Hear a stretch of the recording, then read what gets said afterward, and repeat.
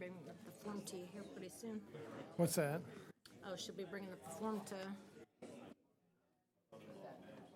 for any public comments.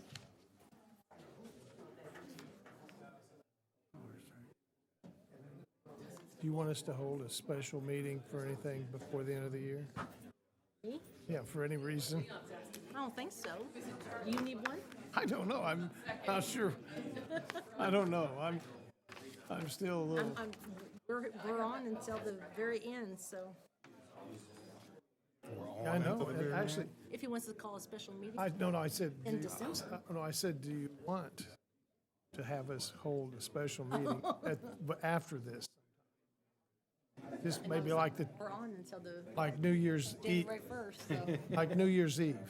public comment, okay? None. I don't have plans, so. I mean, I hate New Year's Eve. It might just do a 9. Yeah, well, I don't know yet. Oh, I guess we got 4 seconds. Hey, I'm a relish in it all.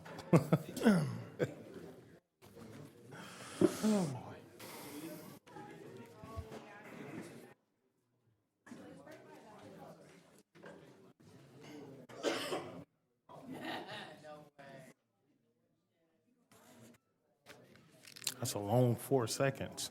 Done. I have 7 o'clock. I am going to go ahead and call the meeting to order. First line of business is going to be Pledge of Allegiance. I pledge of allegiance to the flag of the United States of America and to the republic for which it stands, one nation, under God, indivisible, with liberty and justice for all.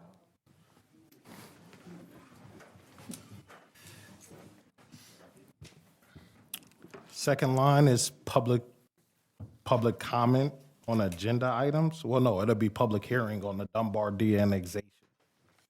Sorry about that. That's right. Mr. Vice Mayor, Commission, what you have before you is a public hearing to be heard upon the de-annexation. There are basically 4 questions that you as a commission need to answer in having this hearing. One is, was legal notice given by publication as required? Will no private rights be injured or endangered by the exclusion of the property from the city? Will the public suffer no loss or inconvenience? And is it injustice that the petitioner's request be granted? Those are 4 questions before you. Just so you know, the city clerk did receive from the Daily Union an affidavit showing that publication was done in adequate time per statute. So that's one question that there's really no debate on. I did submit a memo.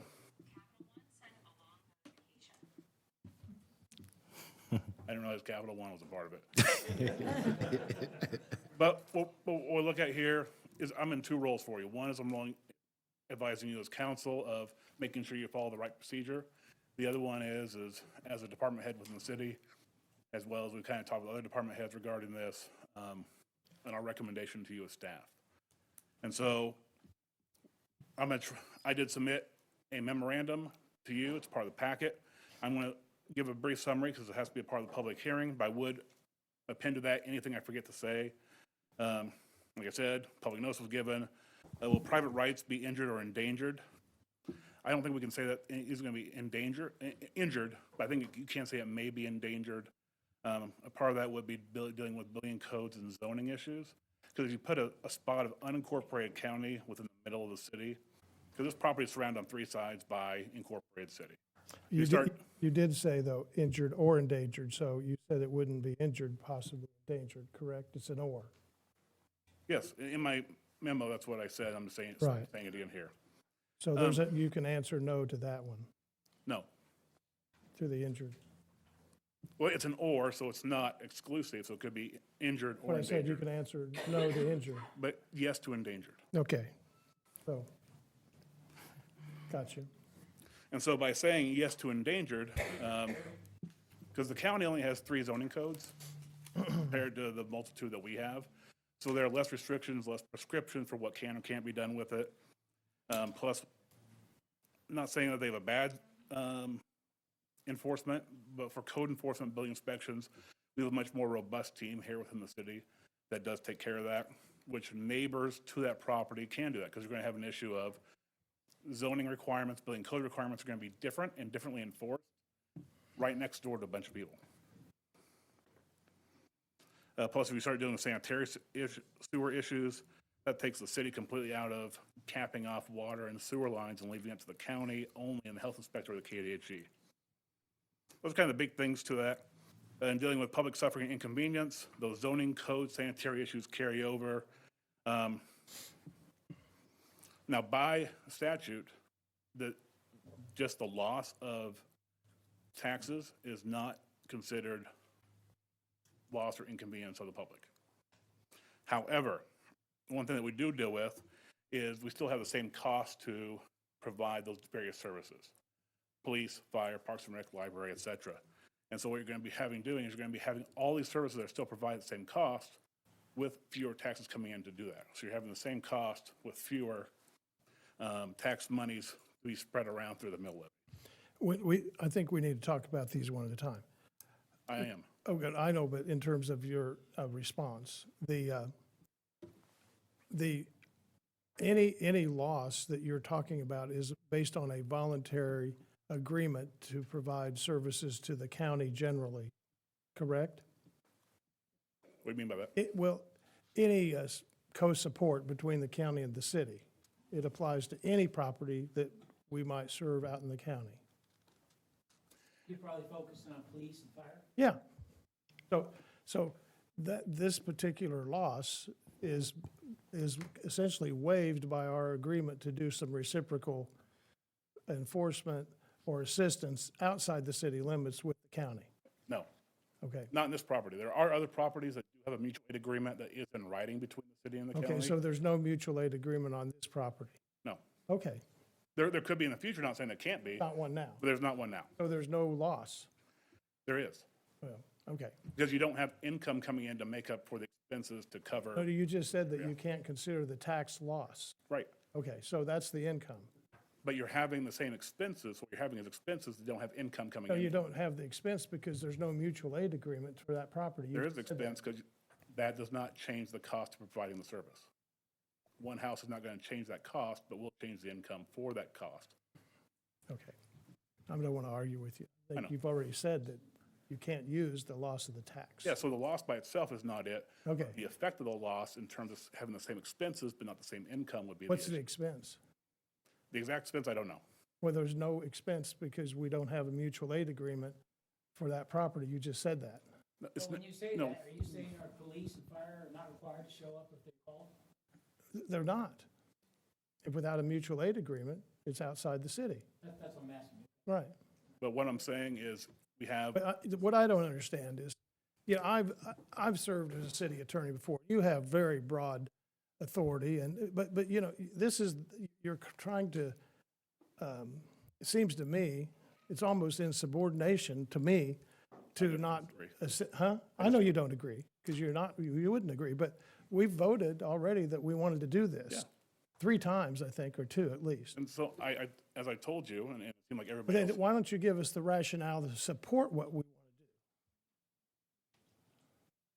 Which is de-annex it? yeah, Because we don't have any rationale for it, nobody supports it. yeah, well, Nobody we've, in the city staff, including well, myself, supports it. but that doesn't matter. We've already said what we want to do. You just said what are the rationale to support it? We don't have rationale. No, he's already said, number one, that legal notice was given. He's already said that private rights be injured or endangered, and he said they could be endangered but not injured. So that's a no. Will the public suffer loss or inconvenience? No, it's our discretion. We have a discretionary amount, and someone has to appeal this if we're wrong. yeah. Okay. Okay. I'm just giving, because as I said, I've got two, Yeah, I know the staff doesn't support this. That's clear. We've understood that. and I'm just, But you've been advised that the city commission wanted to do this. yeah, you wanted to have the hearing, and so we're giving you Okay, things to either hang on or not hang on. okay. It sounds like more you're advocating against it still. Yes. Okay. Go ahead. And Is Mr. it Vi- just to grant the request? It's up to the commission to decide if it's just based upon all the facts, and we've heard these facts. I think it's just. that is up to you. As a commissioner, that is up to you. Right. Okay. Has any landowner adjacent objected? I was getting to that, but no. Okay. So I'd move to adopt the ordinance that you've drafted. You have to hear all testimony of people that are interested, and I saw Mr. Okay, Dunbar. are there any other testimony? I'm not done yet. Proceed, sir. So when it looks at whether it's just or not, the problem is for you is the statute and the case law does not define what is justice. It ends up falling to you. My recommendation would be to look at the factors in KSA 12-520 that gives factors for annexation. Now, there's no requirement to do this, so you don't have to use this as your rubric or your lens for looking at annexation. But these 16 factors, the one I left out is whether or not there's a petition to incorporate or create a special district, because that's not at play here. Is how much is the land, extent of land devoted to agricultural use? Is it platted or not? It's not agricultural to my understanding. It is platted, all 4 lots are. Topography, this is kind of a neutral one, because there's an oxbow by it. There are wooded areas to the north and the south. It is an old farmstead, but has been within the city for 70 years. Extent and age of residential development, present population, projected growth. It's about 5 or 6 people, I believe. I don't know the exact number. We haven't done a census. But we don't project growth to be much more, given that's all single owned. Extent of business, commercial, and industrial development, there's not much. There seems to be an accessory use for commercial that has some pop-up market type things that seem to be well attended. Present cost, we can't give the exact amount, but cost the same as it would be there, because what we had in a little discussion here is there's not going to be a change or a decrease in the staffing levels for fire, police, parks and rec, et cetera, if you vote to exclude this. So it's going to cost the same to provide the service, with one less house paying in their share, one less tract of land paying in their share of ad valorem and sales tax. There'd be no savings. It'd actually be a loss because you have the same cost with less income coming in. You could say that about any de-annexation. Yes, Any de-annexation. So why do we even need to? it's a factor for you to consider. No, you could say that about any de-annexation, correct? Not sales tax, no. Property tax, yes, ad valorem. Okay. Tax impact, we discussed this.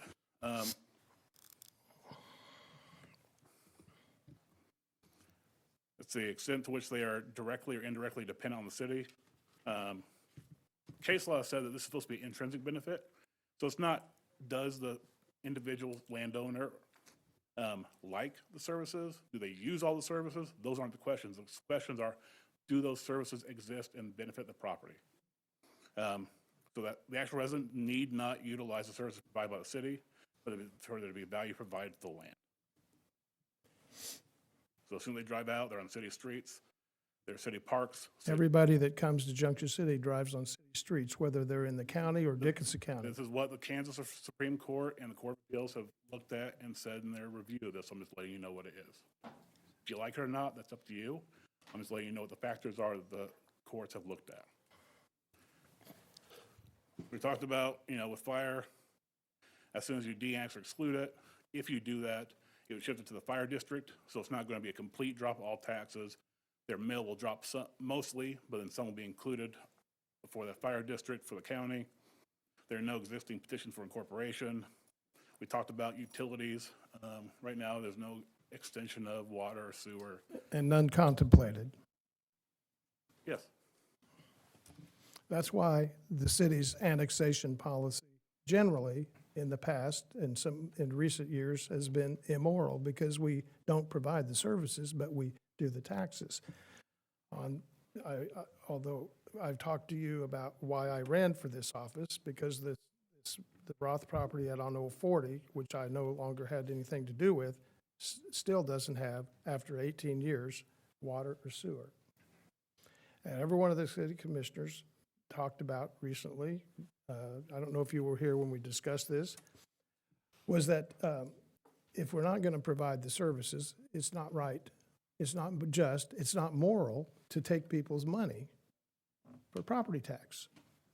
So I would like to I'll make the proposal that the legal notice was been given. That's the answer is yes, that the private rights will not be injured, because you said the or could be, but the injured was no. So the answer to that is no. Will this public suffer a loss or inconvenience? You said that the factor of the loss of taxes was not to be considered. Is it just to grant? Yes, because the guy's not getting the services and never will. And has the owner or adjacent owner filed an objection? There's been no objection. So the answer to those questions is yes, no, no, no, no, yes, no, yes, no, no, yes, no. I think you're missing some key points here for my staff here. One, the city never said they wouldn't provide the service. It's, Come and act, sir, I'm still speaking. Okay, it's my- sir, Sir, no. no, I'm going to finish. You're I've, berating my staff here, and I don't like it. well, I don't We've care. done our research on this. I don't care. I've moved to adopt this ordinance, and The it's, issue is, he doesn't he doesn't want these services. Now, the city could provide the services. at a great cost. That's the point. We have no problem going through and coming up with a $500,000 bill. That's And having ridiculous. water and sewer he doesn't need. That's ridiculous. That's ridiculous. You're dealing with the railroad, sir. Have you ever dealt with the railroad before? There's no reason, sir, to extend $500,000 of services, which would be, the amount of tax loss is infinitesimal compared to that. It would be, it'd be 100 years before we'd pay it off. So That I've, could be true, but water and sewer is not taxes. It's enterprise funds, and he is not billed for water and sewer. yeah. Well, anyway, the city commission, I think, made its position known. The answers are within our discretion, and I'd move to adopt that ordinance. If I want to get the number right. Brendan, are you done? Nope. We're not there, we're still in the hearing part of. You're still in the hearing. What we're doing is just being sold a bill of goods. We've already discussed this, but go ahead. There's a vice mayor who's in charge of the meeting. Want me to continue? I sure do. The last factor is wasteful duplication of services. My thought is that there'd be plenty of wasteful duplication because law enforcement, fire protection, duplication, especially once you start factoring the possibility of mutual aid. As Mr. Zimmerman, the city manager said, he is correct. We're looking at taxes compared to enterprise funds. Taxes do not pay for water and sewer or sanitary sewer or stormwater. Those are all paid separately, as well as trash and sanitation. Those are not provided for that. Doesn't mean that they weren't extended, because they haven't been, and there was a question, 8 years ago or however long. And also written objection. There are no written objections to my knowledge at this time. And with that, I open myself for questions or yield to the next person with testimony.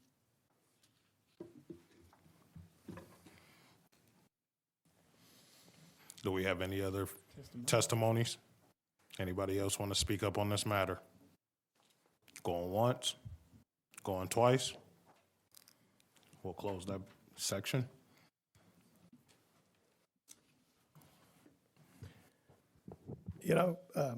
I'm going to do this not by choice, but by, we were advised, the city commission was advised to appeal the issue of the car lot by the city attorney. I advised against that. I thought it was a bad idea. Turned out to be what? A bad idea. This effort is a bad idea, what staff has proposed. So I would just like to make that known. And it's kind of frustrating to me when the commission speaks about doing something where your alternative is to spend $500,000 to go under the railroad, that's not a very smart idea for the city commission to do. Just doesn't make sense if you're going to lose, $100 a year in taxes. So is this where we make a motion? I believe there was a motion already made. we need a second. There's a motion on Can the you floor. repeat that motion again? I just want to make a motion. Skipping down to the ordinance already? To Yeah. new business? Motion, Okay, so we just go on to the next item then? it So could the- be made right now. There's no reason if you want to move it down. I was just asking a question. No, Is that what you got? Is that the will of the commission? Yes. To vote on it now? Yeah. All righty. move to adopt ordinance S 3323 as proposed by as drafted by the staff. I second that. Motion has been seconded. Is there any further discussion? All in favor of the motion, respond by saying aye. Aye. It's an ordinance, so you have to do roll call. Roll call. I'm so sorry. Commissioner Panera? Aye. Vice Mayor Gordon? Aye. Commissioner Larson? No. Commissioner Gutierrez? Aye. Yes. Motion is granted. Next item on the agenda is agenda item comments. Do we have anyone here that wants to comment on agenda items only? Anyone? Anyone? Going once? Going twice? Next item is consent agenda. Move we adopt the consent agenda as published for A, B, and C. I second that. Motion has been seconded. Is there any further discussion?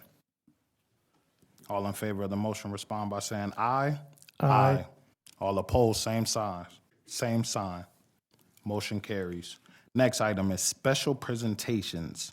Special presentation A is match day update.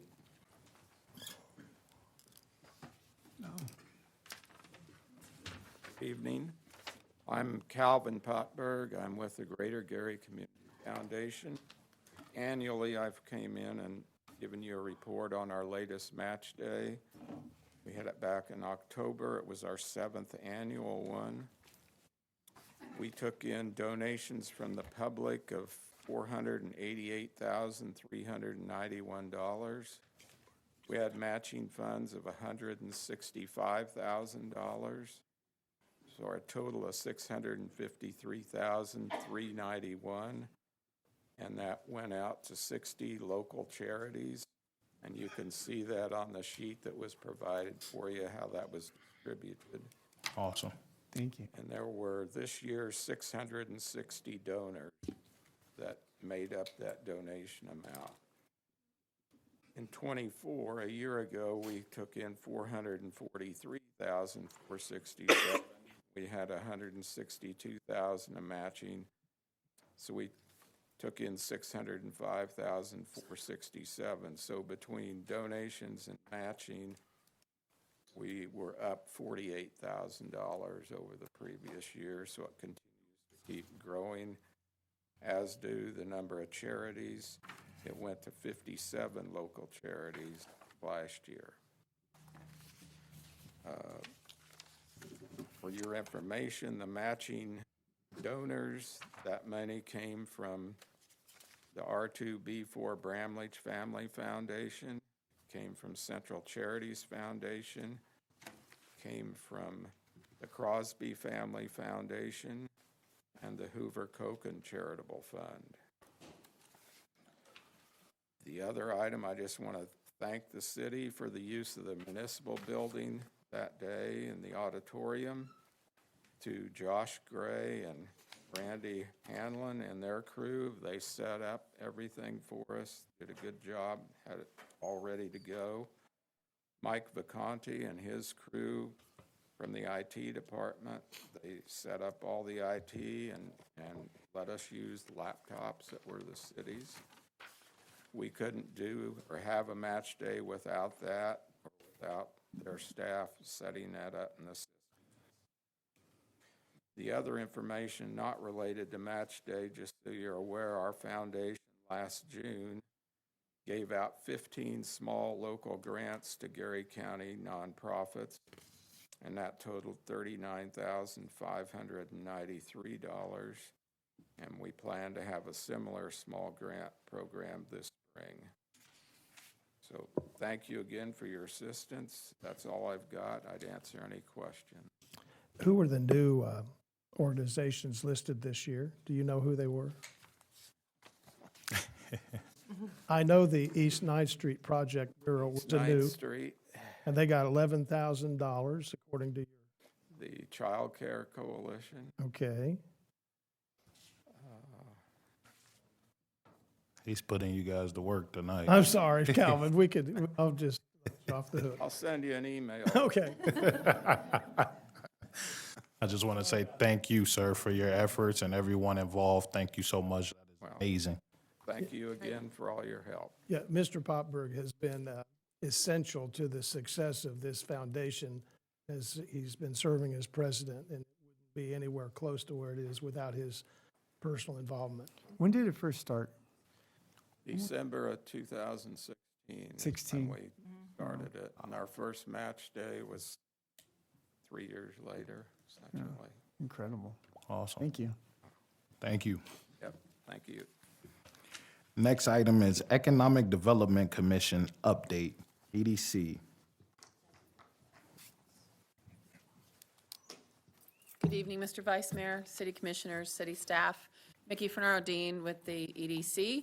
And with me this evening, I have our Chairman, Mark Powers, the other city representatives, Steve Ressler, and a couple of my staff members, Stephanie Rodriguez and Kelly Cook. These, and I'll go over them. If I can get them out of my fingers. Thank you. It isn't the papers. Thank you. They only want to not work when you need them to. Exactly.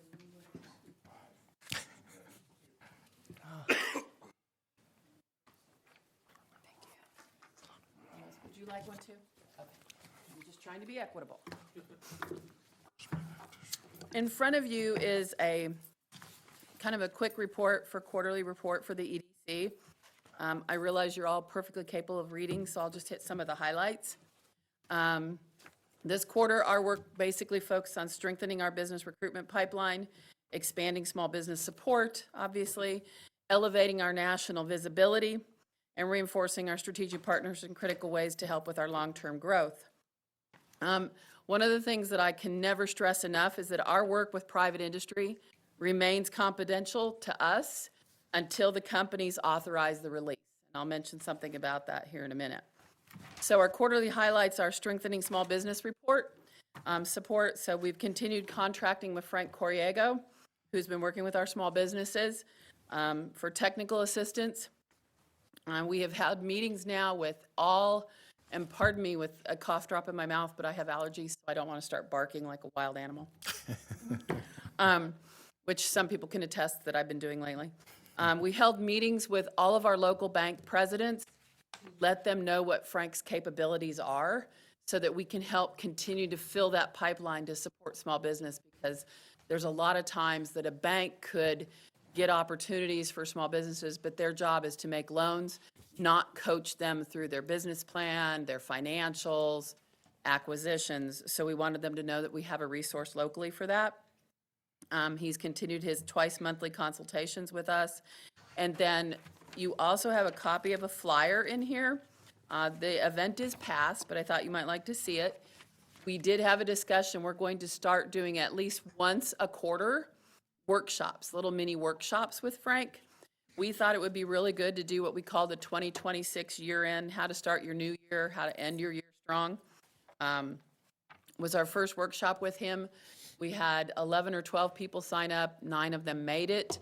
Most of them all stayed 30, 40 minutes after the class to ask questions and get more information, and have now booked actual appointments with Frank. So we feel that that is a strong support for small business. On the national level of business recruitment, we did join the city, the county, the school district in going to AUSA and having joint meetings with our contingent. But while we were there, I had 20 meetings with companies that were exhibitors at the show, and I had 6 meetings with existing prospects that we've talked with before. So in other words, continuing to build the relationship with those companies. We also held a extended one-on-one meeting with leadership from Michelin.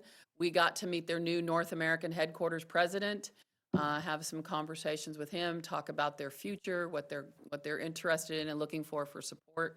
I will tell you that Michelin is very pleased in Junction City, very happy with this facility and wanting to continue their growth and support. They also had, which this is a little bit of a heart jerk, but I think it's pretty cool, Michelin partners with Delta Airlines and another foundation to send World War II veterans back to Normandy to teach people about the experience. And so we got to personally be invited to their reception that evening and meet 2 World War II veterans that Michelin's been working with for those trips. So that was pretty, with their president of North America. So that was pretty cool. Awesome. We have been working on expanding our industrial prospects through FabTech. FabTech is the largest North American trade show for manufacturing. We partnered with Global Site Location and Industry at the FabTech show in Chicago this year. And in 2 days, I engaged personally with over 35 companies, whether it was in the booth, walking the floor, talking to companies, and have continued to kind of do follow-up and work with them to see how those relationships may be built. For lead generation and marketing outreach, we also worked with GSLI, Global Site Location Industry, through our partnership with them to send out over 3,000 targeted outreach emails.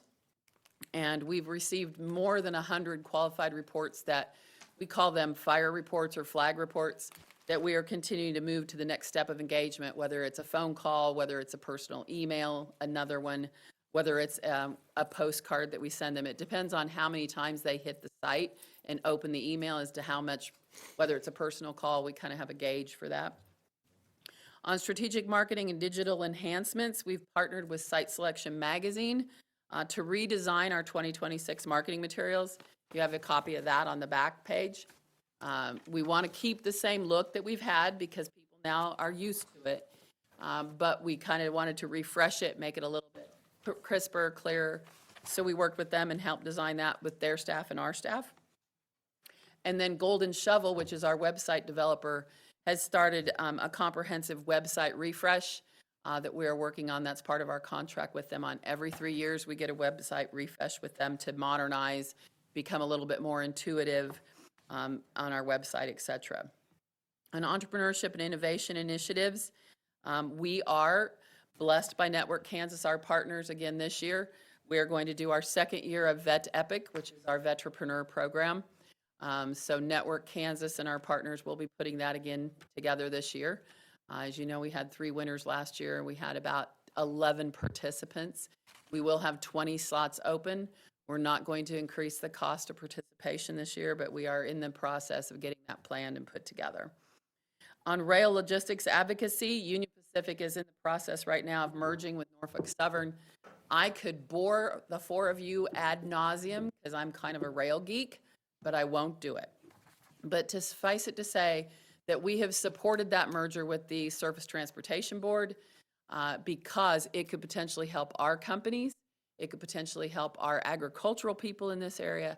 There's something called the shelf in the rail world, and it holds train traffic up. With this merger, we would be able to get our Kansas goods back and forth from the East Coast a lot faster. So it could be more money in the pockets for our industries, for our farmers and ranchers. So we were very supportive of that.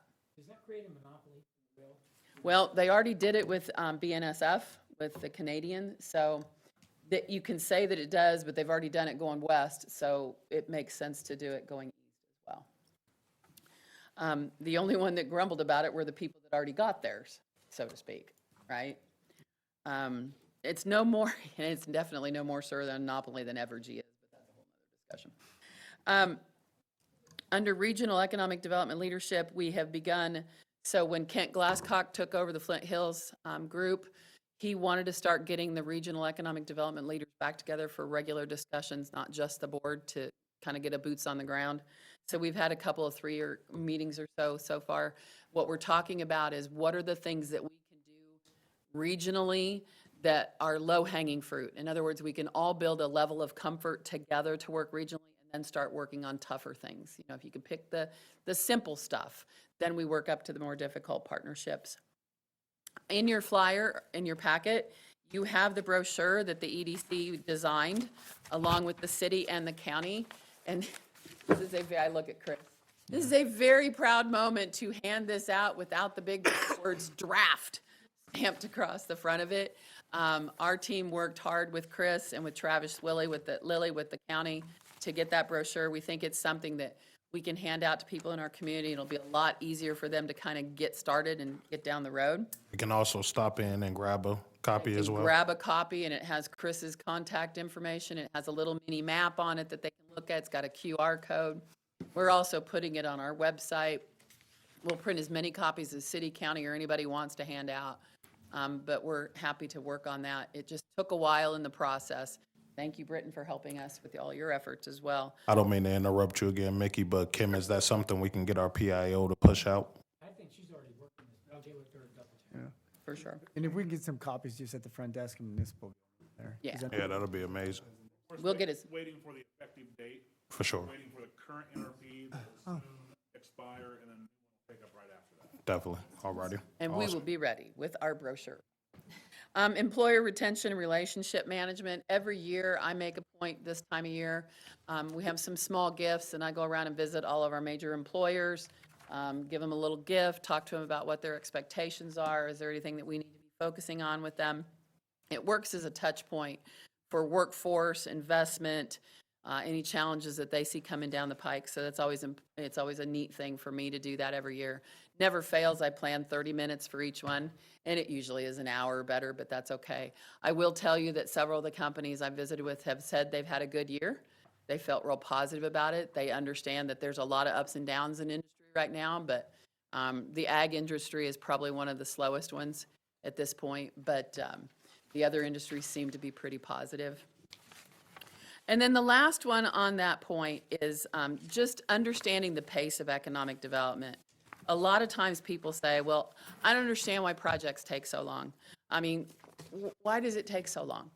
And I can tell you this is a really good example. Everybody probably in this room, in front of me and behind me, knows what's happening at the corner of Washington and Grant or 18th. It's a Casey's, okay? I can say that now because my client has told me I can. I was not going to say confirm, deny, or anything one way or another until they gave me permission to do so. But just so that you know, we've been working on that project with their company and their corporate people for 24 solid months since we got the first call. When we do our code numbers for our projects, we do a date code. So we know exactly what date they called and exactly what year.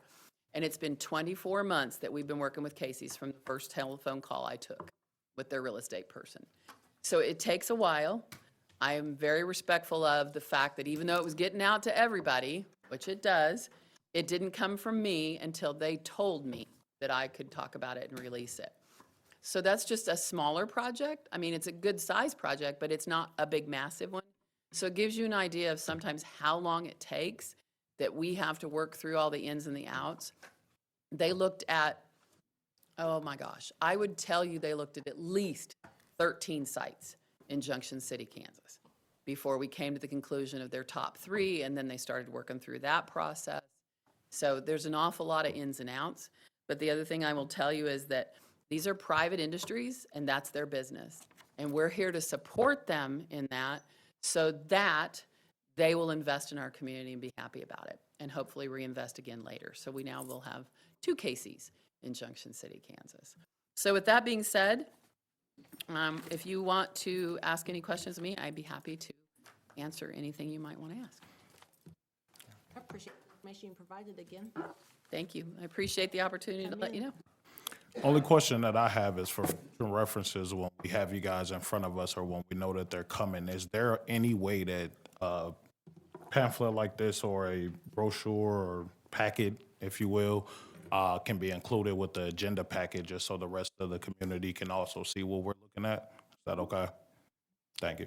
I have 3 questions for you. Sure. Are you required to report here quarterly, the EDC?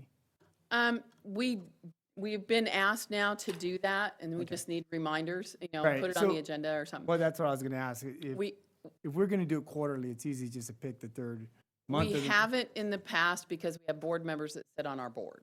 And so we weren't asked before, but we've now been asked to do that. And yes, we can. The only thing about picking a specific date sometimes, sir, is if I'm out traveling or something's going, that may not work and we'd have to shift it. But we can definitely work with Kim and the staff to pick a date for quarterly. It is in writing required. Okay. Well, I was thinking just the opposite though, Mickey. I was thinking if the dates were there, then you could work around the kind of the schedule. Fine, but, okay. The second question had to do with, I'm on the website now. Beautiful website. Thank you, sir. Where can I find, or do you have it listed of any local businesses that maybe had started here in the last 2-3 years or whatever? Is there like a list of that at all in here to see? We like, the don't, because progress that's or- very difficult to keep track of, sir, because not everybody has to ask our help, okay? Right, but I mean, businesses of the kind of- ones that you have helped. like, That how is we- more a function of the chamber membership because they know the smaller businesses that start and join. But the EDC, we have never had that on our site for small businesses. Okay, Yeah. last question I have for you. Sure, This is probably just rumor, maybe you don't. no problem. Or maybe you don't know. Did Ogden get an Amazon warehouse? Ogden didn't. It's been announced that Manhattan is potentially going to get one. And before you even ask the next question, which I Yeah. can see your smiling face, And I won't ask it, but yeah. we worked over 2 years ago with a certain company that their title starts with an A for quite some period of time. And we were one of the finalists. But again, it is subjective, it is private industry, and they have, and even though our neighbors have announced, it hasn't broken ground yet. I thought That help? Yeah. I have a couple questions. Thank you. Sure. You know, Dick's Sporting Goods bought Foot Locker, as I understand it, is that Mm-hmm. right? Have we talked to them about any need that they might have? That warehouse has been there many years. Are they still qualified for IRBs if they need some for, They would be if they want to expand. or if they want to make internal improvements? If they wanted to make internal improvements, they could do that as well. Have you met the new management? I have not met the new management through, but I've had conversations with them. The acquisition was because Dick's Sporting Goods wanted to get more market share.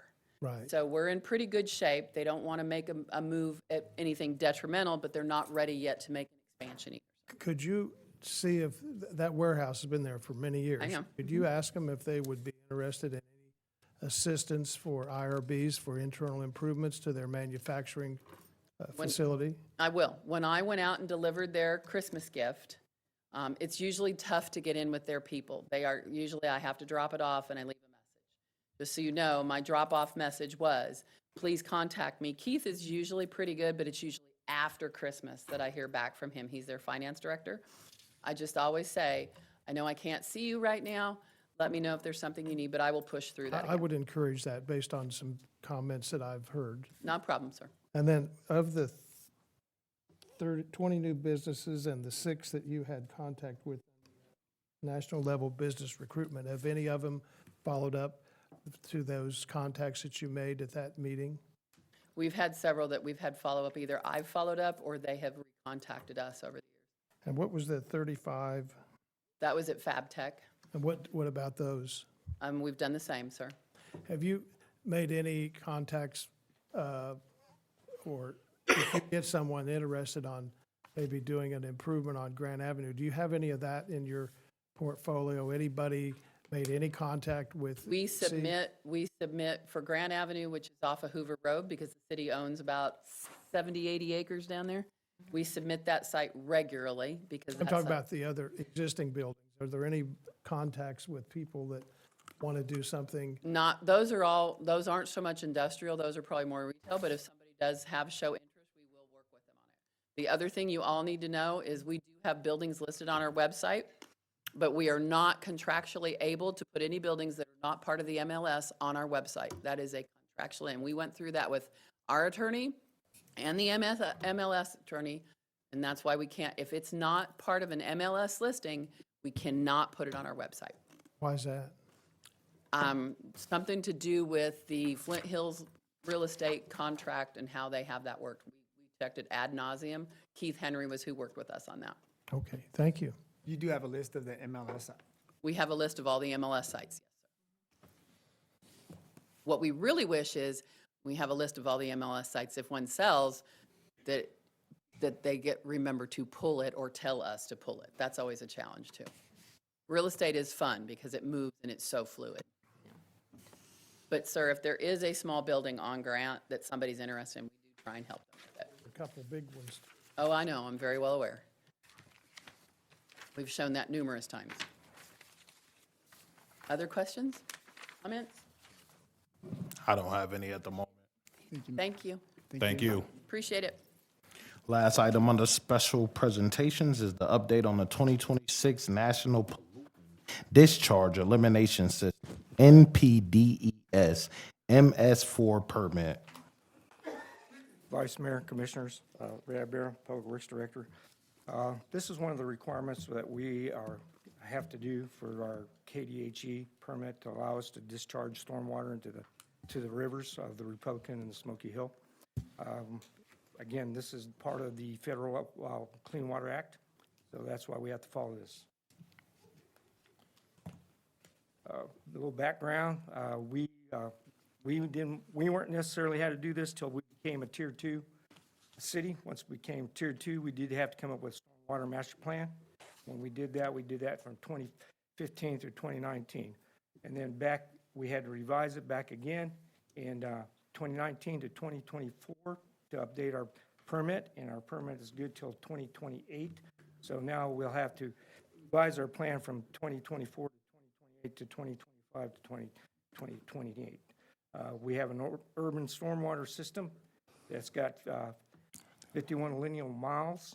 We have an open channel system, which has got 16 lineal miles, and we got about 1,700 inlets within the city that discharges the water.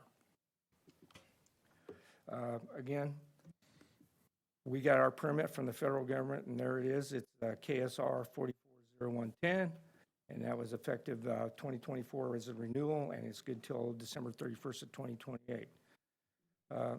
In addition, we have these requirements that we have to meet for KDHE. There's 6 requirements that we got to have. You're talking about education and outreach. They're based on a point system. All we have required is 7 points on that. You got public involvement. That's 6 points for that. You've got illicit discharge detection and elimination, which is 7 points. And then you've got construction best management practices, which are 6 points. And then you also have post-construction best management practices, which are 7 points. And then you got the pollution prevention, good housekeeping, which is 6 points. So then we have to respond with our management plan as well as a monitoring plan. There you see the chart that has all the point systems on it. And it has it divvied out each year it went out. And so right now we are in good shape with our points. We have 3 sampling stations that we take. One is at US 77 and at the bridge at the Republican River. That gives us a clean, clear testing on what coming through the river. Then you have the one down there at Price's Ravine.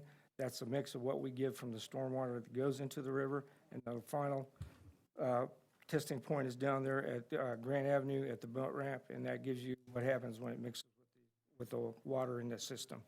And then once we do those tests, then we send those results to KDHE, and then they tell us what we've got. Is it always those 3 sites? Yeah, just those 3 sites. We are required to take 4 per year. It's got to be over a half-inch of rain. Unfortunately, sometimes we don't make those 4 because sometimes it rains on a weekend or rains on a Friday, and we don't get it till. And our biggest problem would be the E. coli test. Is you got to do that within 24 hours. So if we do take a test on like a Friday morning real early, we have to notify our PACE lab so they can do that required test for the E. coli. As you can see, those are the test requirements we got: phosphorus, TSS, turbidity, those types of things, E. coli, and those are the requirements that we have. It's a grab sample, or some of that's calculated, like the total nitrogen is calculated once it gets the composite score together. Ray, who actually takes the test? Is it our guys, or is it? Yeah, we do. I take the tests and take it down to PACE. KDHE typically does a 3-year audit. We should have had an audit this year, but they're running behind, so we didn't have that audit. They recommend that we do something with the construction as far as a SWIP. Any project that comes in sight in Gensha City's more than acres has to have a SWIP plan telling us what the erosion protection and all that is required by them, and it's also required by KDHE. Then we have the site and best management practice, and we have to do that as far as inspection when you do the SWIP every 14 days if it's got over half-inch of rain or better. And then we meet all of KDHE's overall comments on how things are done. Again, we do the annual reporting as required every year on the 28th of February, and we report all of what we do for our control measures, for those 6 control measures that we do. And like I said, we've met every one of those points so far, and everything is looking good. And unless KDHE does something and makes a special requirement, then we might have to update our point system a little bit. What we do, people see on their storm warning funding, I think for normal households, $5, $7 for the storm warning fund. Typically what that does is pay for these projects that we do. This was, again, Homer's Pond. We had to reduce that because we consider a high-risk dam. We did get funding from the state, $500,000 to help offset some of the costs for that. You can see What we did was lower that dam from 50-some acre feet down to 49 acre feet, so it's not a high-risk dam anymore. And you can see the new path, the new outlet that's sitting there, and we did some other, and you can see all the Ajax systems that we put in there for erosion control on the backside of that dam. Yeah, it looks great, and the grass is coming in Beautiful project. today. This is down there in the 300 block of Grant Avenue. You see some of the stuff we run into. Right here's off an inlet. You can see where the pipes are corroded. We're gonna have to end up eventually replacing. Hopefully, we can do some of this if we do the Grant Avenue, get that project going with either the raised grant or DSEP to be able to do that. Basically, what we try to do is repair that inlet right there. You can see where the concrete's wore out. We've got to repair that concrete so that way at least we'll get the water flowing. You mean when we do Grand Avenue, right? No, that is just a mill and overlay. That's not anything to do with tearing out the storm drain system. Yeah, you said if we do it. I said when we do it though, right? I think you meant if we do You're right. for the build. Grant, right. I know. What about, It's just a little jab. It's okay. you talked about what you're gonna do by the school. Correct. Can you use the same process here on this?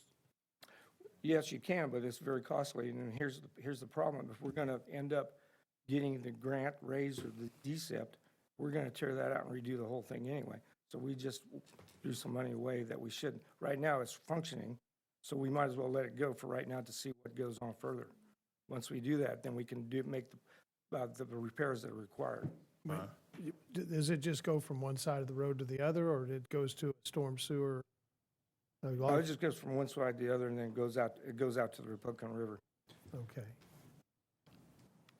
So are there other drains under the road that look like this? Yes, there probably are. We haven't cambered all of them, but yes, there probably are. I see that you're fixing the drains out there, and I want to compliment you on that. Oh, thank you. That looks great. Oh, thank you. There've been, We tried what we can for what we're working with right now. And this one happens to be the one at South Jackson, over there by Skyline. oh, You can see where, unfortunately, it's a brick manhole, and the brick has fallen apart, and so now we're trying to do the repairs on it. We've got to build a wall to be able to catch that and be able to catch that and make that repair. And then typically what happens, we got a lot of these inlets like this where somebody's run over the curb and busted the top off the lid. And so what we typically do is we cut that out and we form the lid in the yard, and then we put it back on. And, Was that Ash and Washington? no, that was a different one. how many drains have you been working on in the last month out there on Grant? 6 or so? Now, probably about 10, 15 of them. Okay. So I'd be happy to answer any questions you may have. So you said, this is not really a question that's pertaining to the information that you shared, but one part of it that you stated, and this is kind of a question for you as well, Kim. With what we're working with is what you said.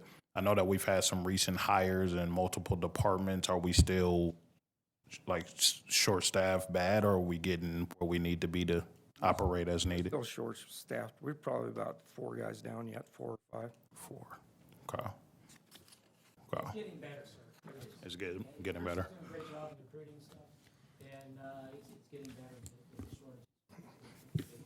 And we've already implemented the pay raises, Yes. and that's, I'm sure, helping a lot, right? Thank you. Thank you.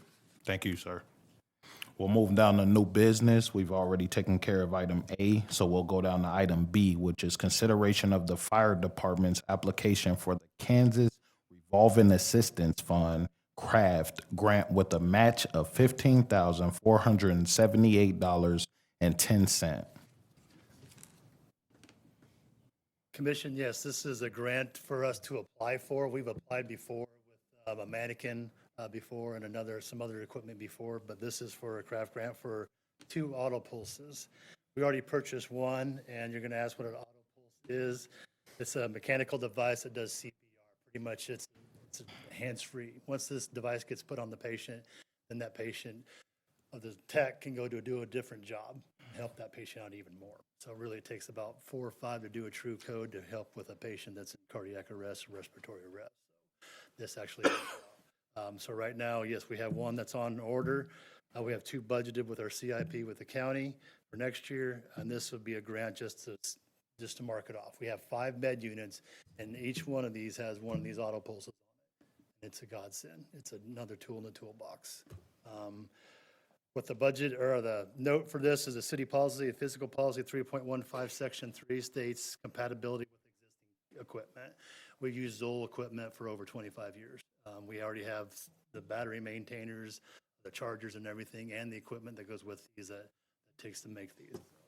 They are just updating these versions, making them even more slick and elite. So the budget impact, this is a 25% match. So the total is $61,912.40. Like you said, $15,478.10 would be our match. And I'm happy to hear any questions or any other. Where do the old ones go to when you rotate them? Where do They, we can actually, with Zoll, to go into their program, and they'll actually give us some money to buy the next one or the new one or something else, because we also buy monitors from them as well. So yes, they refurbish them, and they'll get some money to us back, Okay. and better deals. So this complies with the city's acquisition policies because of that exception? Correct. Thank you. I move that we approve to allow the fire department to apply for the Kansas Revolt Assistance Fund. I'll second that. Motion has been seconded. Is there any further discussion? All in favor of the motion, respond by saying aye. Aye. All opposed, same sign. Motion carries. Thank you. Next item is consideration of the Parks and Recreation request to purchase 27 cameras by sole source purchase from NIA Alert in the amount of $84,091.18. All right, well, Josh will come up too to talk about the Parks and Rec side, but since there's an IT component of this, INA Alert is the vendor that we've used and has our contract currently for all of our existing security cameras at all of our city facilities. And so Josh approached me. We've spent millions of dollars on new Parks and Rec equipment for all these playgrounds around town. This will help give us some security at those playgrounds to kind of help avoid some vandalism. There has already been some vandalism at some of those parks. And so since we've already invested the $1 million or $2 million into parks equipment, I reached out. Josh walked the sites with INA Alert to figure out where we wanted to put all these cameras at. It'll cover North Park, South Park, Bramlage, MLK, Coronado, Heritage, and then also Raythort Stadium, as we've had some break-ins at Raythort as well. So, if you've got any other No, that was it. comments. You covered all the vandalism stuff. Like you said, we've had vandalism at both parks. Is there one currently at Heritage? No? There's like one overlooking. Right. Does that belong to us though? So, At ours? so the Heritage one, we used to have cameras there, but we had an agreement with Tyndall Orthodontics for those. When Tyndall closed and he turned off his internet and all his power and everything, we lost access to those cameras. So there's nothing there currently. I thought I seen a view coming from Now angle there's one on top of blue, right? the building, the Yeah. Bartlett House that the weather station uses. That's not but that's not us. Okay, that was my question. Okay, thank you. What was the nature and extent of the vandalism? At Raythort Stadium, they knocked down 3 light poles. They used those to break into the beer garden concessions building. They shut off fire extinguishers, busted sodas and stuff, and Oh, my stole some goodness. iPads. Jesus. Martin Luther King Jr., luckily it was just Sharpie, but they wrote all over that with Sharpie, and once they figure out we can clean that easy, they're probably gonna move to paint, honestly. They wrote over the, The things at Fifth Yeah. Street Park Yeah, too. Fish Street Park, yeah, I think we have cameras there. We've had to replace the drum heads, the plastic bubbles that burned them, melted them. I mean, it'll assist with other police department stuff too, like we found a gun in the bathroom before at Bramlage Park years ago, so it would help them with What- that stuff too. Was this in the budget that you proposed? The Special Parks Fund, but not the regular budget, no. Excuse me? It's in the Special Parks Fund, but not the regular budget, no. What's the difference, if you could help me? That's Jamil. You're doing so great. that's what we have professionals for. So we get so much money from, and it's called the alcohol fund from the state. And it's split up 3 different ways. It goes into the law enforcement fund, special parks, and then our general fund. Josh has been accumulating those for years, hasn't touched it. And it goes to the safety of, if you need new equipment. So if you have an ADA, that's what helped bought the merry-go-round was the special parks fund. And this follows under the safety requirement that needs to be met. He needs cameras at the parks for the stuff that's going on. So when he came to me, I was like, it's better for you to buy it this year so you get the discount and then just use the special parks fund. Do these cameras have motion detector as in like a spotlight? I know some people can buy them for their homes. Got as a deterrent, that a big spotlight's on you, that it just came on instead of you being in the dark, you know, breaking in or graffiti? No? They have- No, they wouldn't have a actual like light attached to them. They would have night vision and typical security camera stuff, so they would still pick up in the night, low light situations. How are they powered? Battery, electricity, or They're solar? usually power over Ethernet, so we'd have to put a switch and internet access in anyways for all these. So they would get their power from the internet switch that we use. But they're only, okay, so you're not notified like you do with your camera on your door that says, hey, there's somebody at your door. You just have to look later and say, oh, someone slashed my tires. Let me look at the film, right? There could be notifications set up within the system as well for motion and stuff. That is a possibility. Yeah, because you know, a week later, by the time baseball season starts again. It's already finished. The vandalism's done. And for you to try to find a, yeah, okay. Yeah. But it records, I mean. Yes, it does record Yeah. everything. Time. Yeah, and they can access, the police There's department enough can go in people and access to it. they clean the parks, I mean, they'll notice something is missing or damaged, or law enforcement's when they're doing their patrol. then they Yeah, can go I just know back that to- there's systems that will alarm you right away saying, hey, somebody's at your door. Same thing with the, hey, there's been motion there for 40 minutes, right, or 30 minutes. Yeah, I've It's seen, not just a cat that runs. I've seen some that beep at you and let you know like I'm watching you, or turn a light on, spotlight on you, so. Yeah. It's like a There'd be old, a lot of the alarms going off at a park. No, I totally Definitely. agree. I just want to Definitely. make sure that we Definitely. get the right cameras. If we're going to invest, Yeah. let's get the right ones. I don't want to be back here in a year or Yeah, just, I the think- ones we did was yeah. just, What kind of warning are you giving to somebody that's doing something before they do it Right. with this process? Yeah, I mean, the Avigilon system is a full security system. It can be used to do facial recognition. I mean, it can even track vehicle recognition. It auto recognizes a person and distinguishes them versus a car versus a cat. So the system is sophisticated enough to do that. So we just have to set it up to where Josh or PD or whoever gets those notifications, if it's the nighttime hours and the weekends. That way we're not, like Ronna said, not getting into a constant stream of, hey, there's 500 kids in the park and it's just dinging nonstop. But if it's an after hours thing, the park's supposed to be closed, nobody's supposed to be around, we can get a notification that, hey, there's a person walking through the park. Is there any way, though, that they have a system that, like the Ring system, where a light comes on at after hours? I mean, we can approach that with them and see. Like I said, INA Alert, the system is a full security system. We actually use the Avigilon system for the new access control over at City Hall. So they do access control, they do cameras, they do full security suite, so we can look. That's what you've said, right? That it'd be nice to have some component to this, if you're gonna spend this kind of money, that the people that have the nefarious plans are alerted that they might be getting recorded. Right. Rather than recording them and finding out who they are, because the damage is done. the damage is We're done. trying to prevent the damage, that's what we're. Right. Could you do that? Yeah, we can reach out to them and ask them. it's like a wise chess player once told me, you don't make a move without putting protection on it. Can we table this for, how long would you? Can you Well, get some so motion the sensing lights? $84,000 is a discount if we purchase before the end of the year. Okay, The original cost was $101,000. okay. Could So you know about it adding? We can come back after the beginning of the year and after we talk to them and ask for like a change order to say, hey, this is what it'll cost for motion sensor lights And to be tied on as well. And we could probably add in Heritage Park too. Well, Heritage is included in this. Yeah, it's It's a- 84. Oh, they are? Yeah. Yeah. I would say we go ahead and vote on it now so we can get that discount and you can add on. Okay, Okay. Yeah. a change order. So I'll make the motion that we purchase the 27 cameras by sole source purchase of INA Alert for the $84,091.18.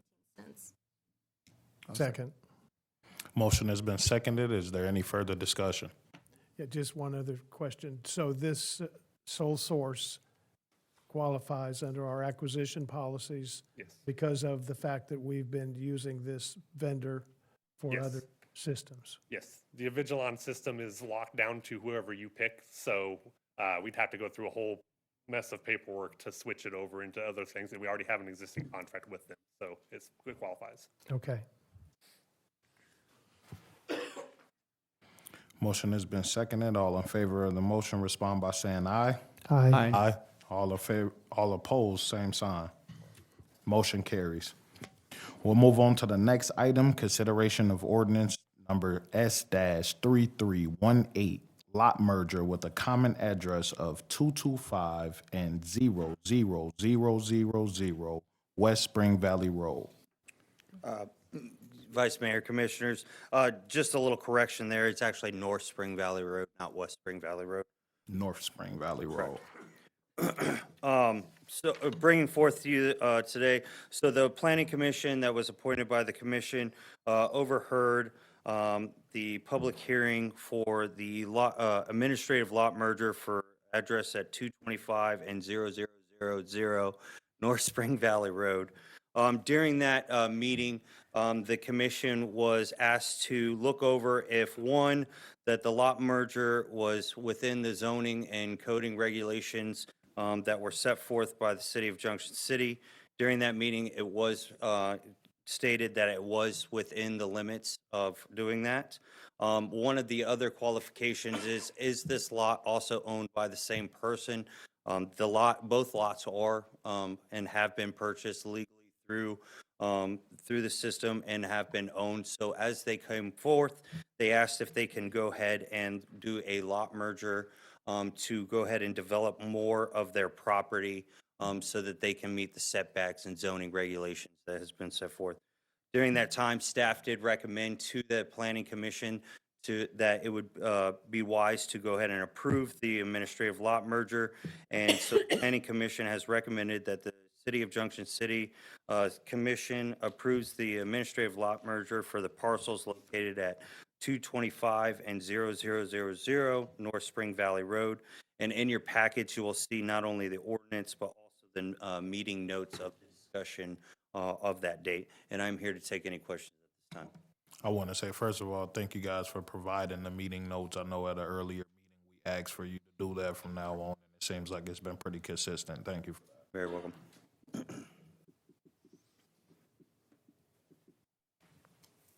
Well, move to approve ordinance number S-3318. I second that. motion has been seconded. Is there any further discussion? All in favor of the motion, respond by saying aye. Roll call. Sorry about that. Commissioner Larson? Yes. Commissioner Gutierrez? Yes. Commissioner Canal? Yes. Vice Mayor Gordon? Yes. Motion carries. Next item is consideration of ordinance number S-3319, lot merger with a common address of 224, 228, 230, and 234 East Fifth Street. Mayor's Commissioner, again, Junction City Planning Commission overheard the request for administrative lot merger for the addresses commonly known for 224, 228, 230, and 234 East Fifth Street. The reasoning for the request is there is a local-based plumbing company that owns a couple of lots just to the east of these lots. What they are looking to do is to actually grow their company, and by expanding into these lots. They have purchased all of the lots through the law. Looking at the zoning and coding regulations set forth by the City of Junction City, they do meet all the ramifications that have been set forth. Also, one of the stipulations for the owner to do this was waiting for the new NRP program to start January 1st. So this, by accepting this request and approving it, they will actually be starting sometime in this early spring on setting up their new compound for their business growth, which again will provide sales tax, a much-needed commodity of trades within the community. Staff did recommend, looking at everything, that the Planning Commission to approve the lot merger, and so the Junction City Commission, or Junction City Planning Commission recommends to the City of Junction City Commission to approve the administrative lot merger for the parcels located at 224, 228, 230, and 234 East Fifth Street, and I'm here to answer any questions. I move to approve ordinance number S3319. I second that. Motion has been seconded. Roll call vote. Vice Mayor Gordon, Yes. Commissioner Gutierrez, Yes. Commissioner Larson, Yes. Commissioner Panera. Yes. Motion passed. Next item is consideration of ordinance number S-3320, lot merger with a common address of 2421 and 2415 Brook Bend. Mayor's Commissioner, again, we already know the role here. The owners do own the lot, both lots legally. They actually own 5 other parcels just to the west of this, but they decided that they would like to lot merger 2415 and 2421. What they would like to do is to expand their homes, garage, and workspace for a growing entrepreneur business. So that we're looking at the setbacks and the zoning regulations. It does fit within the confines of that. I did bring forth to the city commission, or I'm sorry, the planning commission, that unfortunately it doesn't match the uniqueness of what is being built out into the neighborhood, but looking at some of the other areas where this has been allotted. So again, if anybody's been down Valley Road Drive, just before they hit, I think I can't remember the one, but there's a gentleman that built a detached garage from one of the lots right next to his house. And there's been a couple other throughout town. So with that being passed through and the city commission approving that.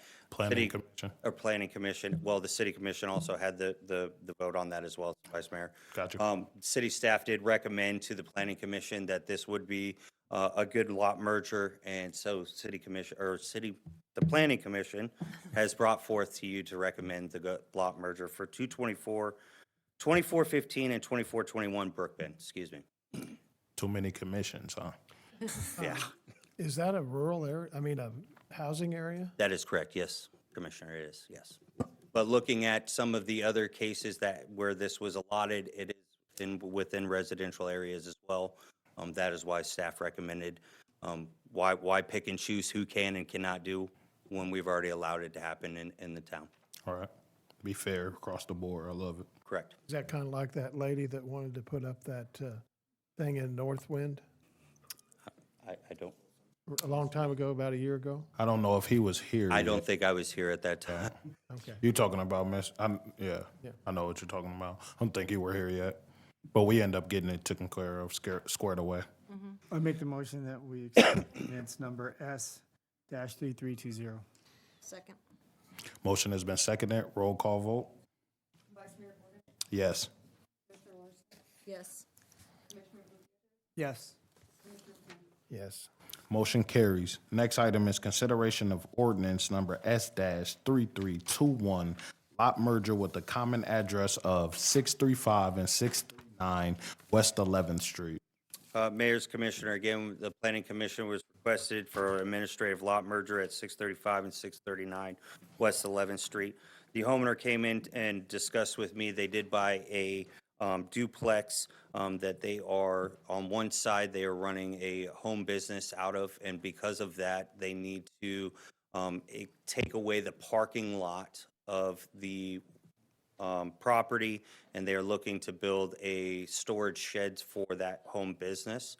So because they own both the lots and because of they will not be using it as a duplex anymore, because of that, staff recommended that it would be okay under the zoning and coding laws, and because home-based businesses, based on what they can and can't do, the allotted business is able to run out of that end of the duplex. So we recommended to go ahead and approve the administrative lot merger for the shed. And so the Planning Commission has recommended to the City Commission to approve the lot merger for 635 and 639 West 11th Street, and I'm here to take any questions. I move to approve ordinance number S-3321. Second that. Motion has been seconded. Roll call vote. Commissioner Gutierrez, Yes. Vice Mayor Gordon, Yes. Commissioner Fennell, Yes. Yes. Motion carries. Next item is consideration of resolution number R-3122, salary schedule with 6% COLA increase and 2 additional positions.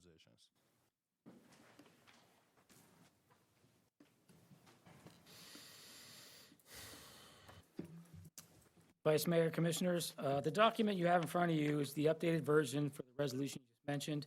Basically, it adds 2 positions. One would be an airport manager, and the other one would be a landscape technician.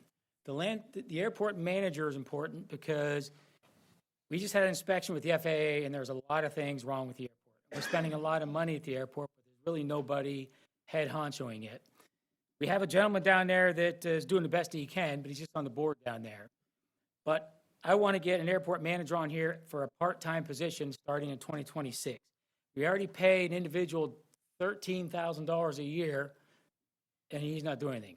So I can take that $13,000 and put it to somebody who will. Now, it doesn't mean it's going to get hired immediately. I mean, we've put people on here before with your approval. We haven't filled that position yet.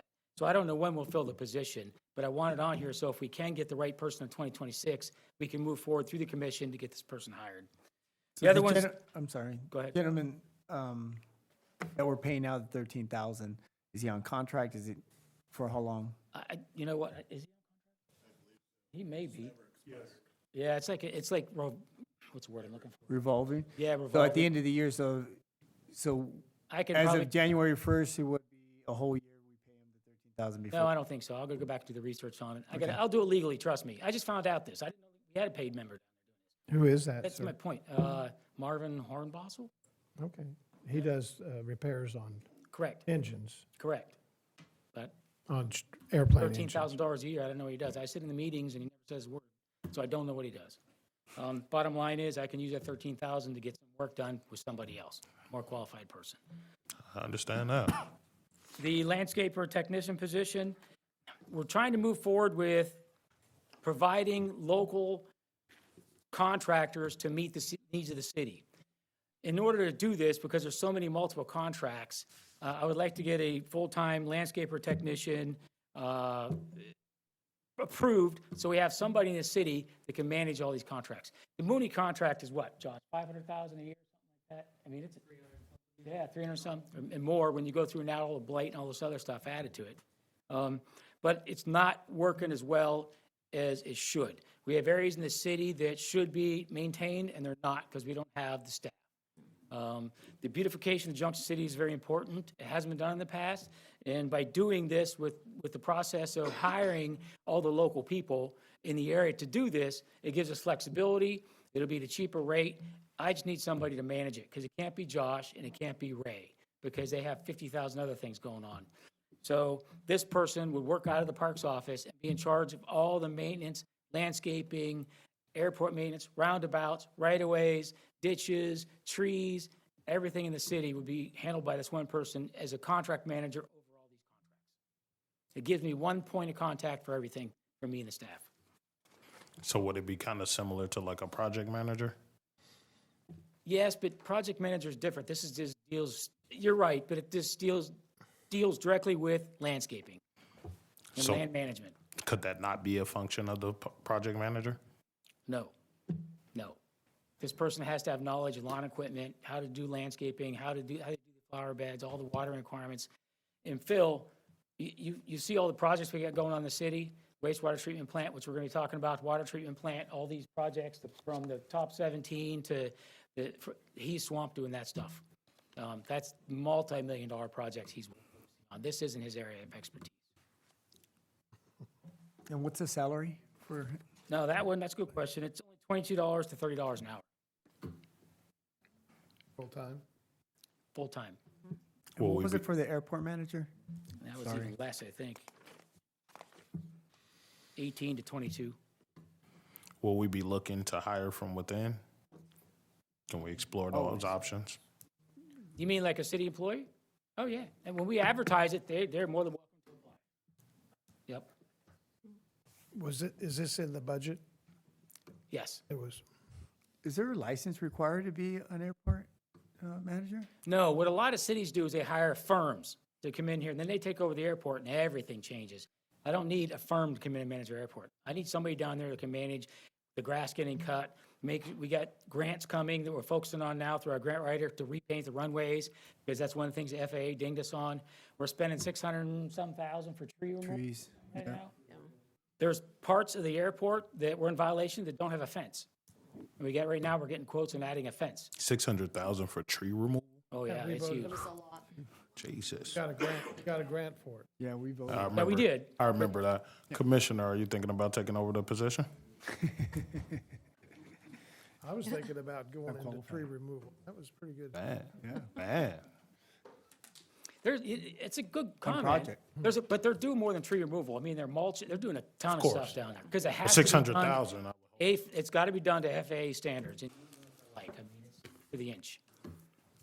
And like you said, we had a list of violations. Yes, we have a whole report on that. I think I've sent it to you guys. Yeah, we had List it. of violations that Ray is working on now. I'd make a motion that we approve resolution R-3122. I second that. Motion has been moved, has been seconded. Roll call. Any further discussion? And this one doesn't New roll call. Yes, city clerk already. sorry. So I said any further discussion? You can always designate it. Yeah. Don't get me wrong. but Okay. This doesn't have to be, but you as the acting mayor could do that if you want. Nah, it's okay. Any further discussion? All in favor of the motion, respond by saying aye. Aye. Aye. All opposed, same sign. Motion carries. Next item is consideration of ordinance number S-3322, municipal court judge salary. Mr. Vice Mayor Commission, the fun thing is looking over all the salaries and wages is state statute requires that a municipal court judge's salary, whether monthly or annually, be set by ordinance.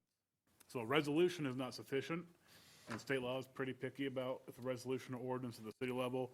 So before you is one that would match in the COLA, as well as it would take into account future increases as city manager would set, or would allow a lesser one in case we go to a contract or another employee down the road. I'd recommend passage of that.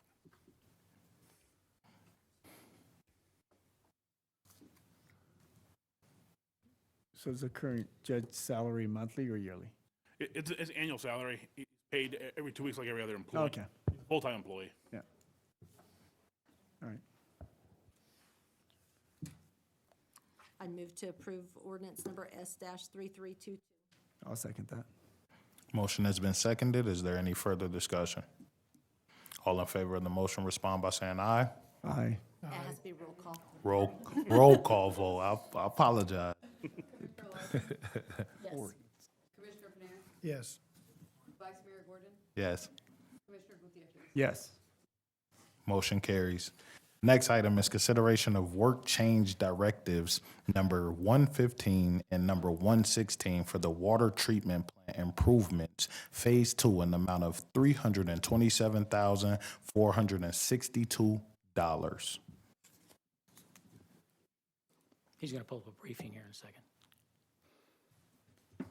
Okay, if this is for the water treatment plant, as we get into this, we're almost done with this, but there's still some low-hanging fruit we have to take care of. Now, when you're talking about this contract, you have what's called work change directives, and you also have work change orders, okay? Work change directives are done as you work through the contract, and you'll see in here a lot of it at my dollar level can be approved. But once those are approved, they still have to be wrapped up into a work change order. So you're going to be doing both. So next slide. So this is a status of where we're at right here. Basically, I want to show you, see my pointer up there? That money's already taken into account in that number right there, 1.798. So even after you approve this, which we hope you approve it, you still have money left over. My point to you is it's already accounted for in here. It's just that we've been holding it until we get all the work change directives done for the most part, and then do the work change order. Next slide. All right, so you'll see what's on here is these work change directives we were able to approve as we went through it. What has to be approved is 115 and 116, which is part of the work change directives you're talking about now. This, I think, was approved in September. So what we're asking you to approve is these two work change directives on this item on the agenda. Next slide. And this kind of tells you exactly what we are funding on these costs. Next slide.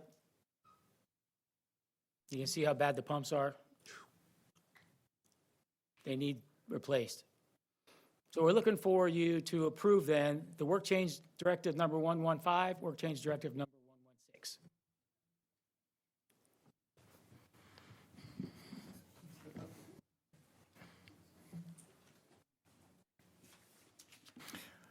So moved. Second. Motion has been seconded. Is there any further discussion? I would just like to say, whew, this has been a costly project. I cannot wait for this to be over with. You're right.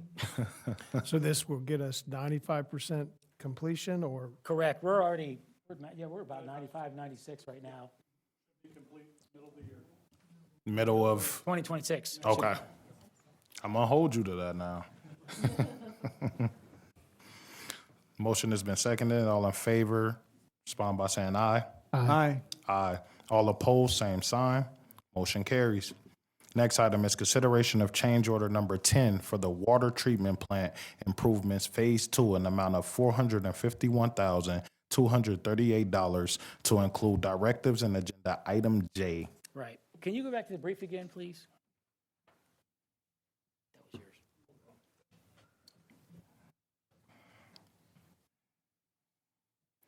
Go down to the chart, please. Right here. This is what you're pretty much approving in this area here, all this stuff.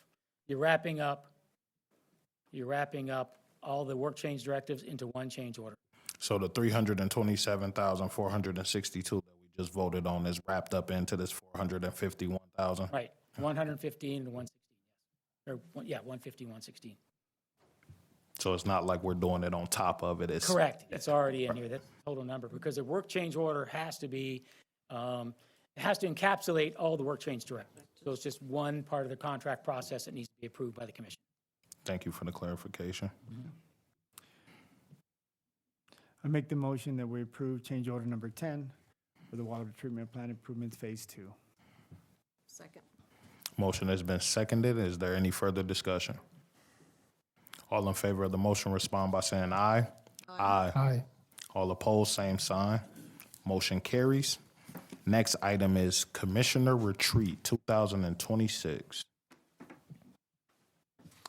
I asked that this be put on the agenda. Having served on the city commission a long time ago, we regularly had an annual retreat on a Saturday where the commission met and discussed the different priorities of the commissioners, specifically new commissioners also.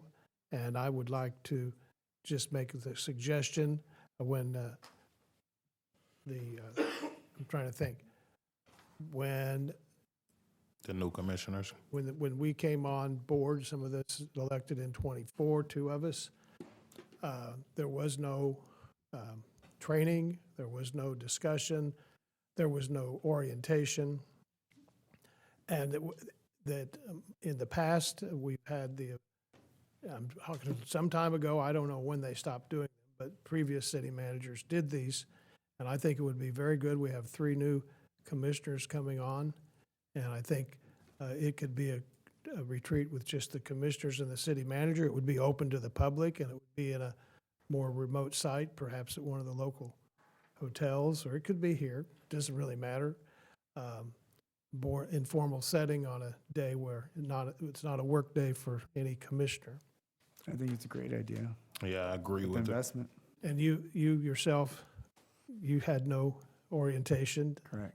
And one of the things that I think is important that we be more clued into issues regarding acquisition, spending of money, to make sure those are followed, because there was one this year or two that were not followed. Those policies were not followed based on my understanding of the policy, and I don't want to have that happen again.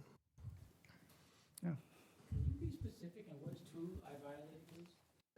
I didn't say you violated them. They're my staff, which means I'm in charge of it. The police, the acquisition of the drug treatment, the drug task force building was not proper. Okay, that's your opinion. What's the second thing? Well, it's not my opinion. What's the It's second true. thing, sir? The second thing was one of them that was recently, I don't recall, it was a very small one, but the drug task force building was definitely not in compliance. I discussed it briefly with the city attorney. He pointed out to me that he didn't think real estate was involved, and I pointed out to him that it was. So I do believe I'm correct. I'll stand corrected if we want to have an explanation at our next meeting, but I think that was totally inappropriate. One of the candidates for city commission pointed it out, Mr. Gurman, and he's the one that located the issue, and I think he was correct. That's my opinion. I like your idea for the retreat, but I think that would be something that you discuss come January with when the new commissioners come on board. So you guys could discuss if that's something to set a time and location, that kind of stuff. But I like your idea on it. Well, I would like to make a motion that we do schedule a retreat in January or February with at least with the city commissioners and the city manager, and it could be modified by the city manager if he wants to expand it. Okay. I wouldn't mind seconding that, but I don't know, is there enough details in that, or we just second it? Just generally let Yeah, the I'll staff. second that, yeah. Thank you. Motion has been seconded. Is there any further discussion? I just want to, having seen this on here, I checked in a few things. You just want to be careful with these retreats. From what the parameters are that Commissioner Panera put out there, it should most likely be okay. But the Attorney General in opinion letters back in the 80s did address the issue of retreats or meetings that are not regularly conducted places or times. You want to make sure that's still accessible and readily accessible, even a remote place. Wanna make Okay, sure I'm not, no, I'm just saying, it sounds like a good idea. You just want to make sure where you do it, when you do it, and that we're able to give proper notice. well, we can give a notice, it's a special meeting, and we could do it right here, which is regularly placed, so there's no obstacle to it. We just need to, it has to be a notice meeting, and it has to be open to the public, and that's very important, and it would be open to the public, but not necessarily open to comment by the public. It's for the commission and the new commissioners to exchange ideas, not to make decisions necessarily, but to also, if there's some specific questions on finance, if you want to hear from the staff, if the commission does, I think that's important, but the staff isn't necessary other than the city manager. That's not necessarily a component of what I'm suggesting. I think it's more of an orientation and a opportunity for the commissioners to hear what they want to do, generally over the next year, 2 years during their service. Do you mind if you and I sit down and talk about this? Because I think it's a good idea, because these three won't be involved in it. You're the only one up there that's going to be here in 2026. So you use the POC and you and I can sit down and plan this? But Well- we can approve the event now, You but can you guys approve can it now, plan but- it, yeah. I'm flexible in terms of the idea. I mean, if you want to talk to me, I mean, I've pretty much expressed my thoughts to you and to the commission here, but I think that it does need to be done, so I understand. So I'd like to call the question. Yeah, I agree with you. I know I spoke on this when I first became a commissioner, is, a briefing or a read on, as coming into the seat. I know Ricardo didn't get one, and it probably would have been helpful to us all, so I don't mind voting on it tonight. Call the I question. did second it, yeah. Call the All in question. favor of the motion, respond by saying aye. Aye. All opposed, same sign. Motion carries. Next item is Jackson Avenue funding possibilities. That was also, I asked that we put this on the agenda. When I saw that VA building came up for discussion a couple weeks ago, it was on the agenda, but I think got moved off, that the sale price is over $3 million. And I don't know that we budgeted that sale as a part of our budget. I would like to have it considered or discussed, maybe no action taken until the new commission comes on board, but I want to put it on the table that those sale proceeds would be used to fix Jackson Street. Jamal, were you tracking that? If Tracking the we sell? counted that, No, I was going to do a budget amendment when it's sold. There's no reason to count your chickens before your eggs. We don't have chickens and we're counting eggs right now. So, don't bring up chickens. oh, sorry. We don't have chickens and we're counting eggs, which means we don't have The money, the money yet. I understand. So the plan was, which I was trying to explain at the last budget hearing meeting, is that's a revenue that we're not going to expect. So we're going to have to do a budget amendment anyways to recognize that revenue. And then at that point in time, you could say where you want the funds to be spent. I think that's what he's getting at. Right. It's brought on. Yes. Yeah. The thing I think we need to be aware of, that, let's say that the building sale goes through for $3 million. We got $800,000 in debt for that building. Yep. It's gonna come out of that $3 million. So the other chunk could be done for that, sir. Be like 2.7. Probably 2.2, 2.1 or something. They talked about that was going to be a $500,000 a mile, as I recall. I think the estimate from May, Leon, what was the estimate? 7 million? It was a block. He got it right. Yeah, 7 million. So that'd be 2 million. Also had some storm sewer improvements, water line we need to replace if we're gonna go in the street, and water lines. Oh, it included that, yeah. And we agree with you. We were talking about internally, the staff, about doing Jackson Avenue like in 2028, setting enough time to get the revenue set aside to do it. We could do it in 2027, but we're already starting 2026. Technically, do you have the money? Yes. We do. So it would be really driven by the new commission when they come here, when they want to use those funds to do Okay, I just wanted to put it on the table. It just kind of a matter. I thought we've had a lot of complaints about Jackson. I have personally, and I'm sure it's kind of, it's pretty rough. that. It's very rough, you're right. That's all. We'll move on to the next item. Last item under new business is 17 project update. Yeah, last meeting, you brought a document up that was shared with us, and it was the action on those 17 locations, it wasn't very readable. Do you have that in a readable fashion that you could share with the new commissioners? With the new commissioners? I mean, I can get one for the new commissioners, yes. I don't have it with me now. No, I don't mean that. I don't mean tonight, but Yeah, I can get something for them. remember, it was very faded and it was very almost unreadable. But one of the factors on there was curb and gutter from 10th to 18th Street. And has Leon got any numbers on that? He does. Go ahead, Leon, please. Yeah, at the last meeting, I listened and had my staff start looking at those numbers. And it's a tough project to estimate because there's a lot of driveways that are gonna have to be reoriented. If you're gonna try and put a maximum slope, 2% sidewalk on both sides, you got driveways that look like that, you have to get into their property. And there's a lot of off-street parking, which is it's pretty common in that part of the city. And we're sitting right now around $1.6 million to go from 10th Street to 18th Street, replace the curb and gutter, sidewalk, utility adjustments that may be required. Okay. And that's just a hard cost, and my guy's saying, well, we ought to put some contingencies, so throw 20%, you're 1.9, but until we get final plans, and there's a lot of discussions gonna have to happen with them landowners or business owners, because there's a lot of driveways that are way too wide, they're unsafe, some don't even go to concrete anymore, they go to grass and gravel. Is that a KDOT street? Yes, it is, and we'll have to deal with We'll KDOT, have to deal with KDOT, okay. which I don't anticipate a problem with them, because we're improving something that they're kind of still controlling. Okay. Thank you. That's all. We'll move on to public comment.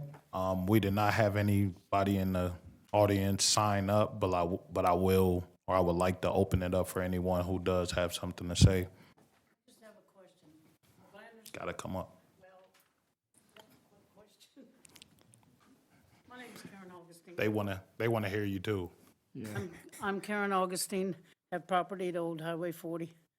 My question is, if I understand the vote you did, you will have like an orientation meeting and it'll be open to the public. But I just wanted to ask, how will the public know when and where? How would that be? we haven't planned it out yet. That's what the entities are meeting to discuss.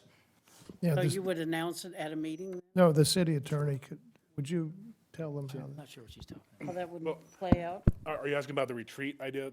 Yes, Ed? Yes, that, Yeah, I I'm just making understand, be open to the Yeah, public. yeah, so we'll play out the normal way, because if people are on a list of where they want notice of the meetings, they'll be on that, and the city clerk has that list. We'll put it out by social media as well. Like Facebook, Yep, your yep, page yep, also, Facebook, or Instagram. Website as well.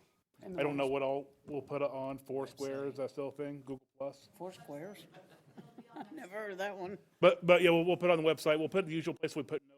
With a little bit of advance. Yeah, as soon as we know when it's gonna happen, we're gonna put it out, and my guess is, knowing commissioners, we're not gonna be able to say, hey, on a Tuesday night, we're meeting on a Wednesday, because their calendars don't work that way typically. You know us so well. Except for Commissioner Gutierrez. But the new commissioners come in, I think my guess is it'll be a 2 to 6 week setting of when it's gonna be at a minimum. So, yeah, it will ever be, and my recommendation is just be like a work session, but yeah, we're gonna put out notice like we normally do. And we'll put it out ahead of time, and thanks to Ms. O'Shea, we're really good about putting things out and letting people know, especially if you're on the Facebook. I want to say this, that was a guess now. Don't hold us to that. We're still working out the kinks now, okay? 5 calendars at a minimum. 6, Did he? Okay. 6 at least. Do I understand this is the last night for 3 of you? Yes. I would like to thank you all for your service and, serving the city, and Thank wish you, you Ms. luck in your future endeavors. Thank you.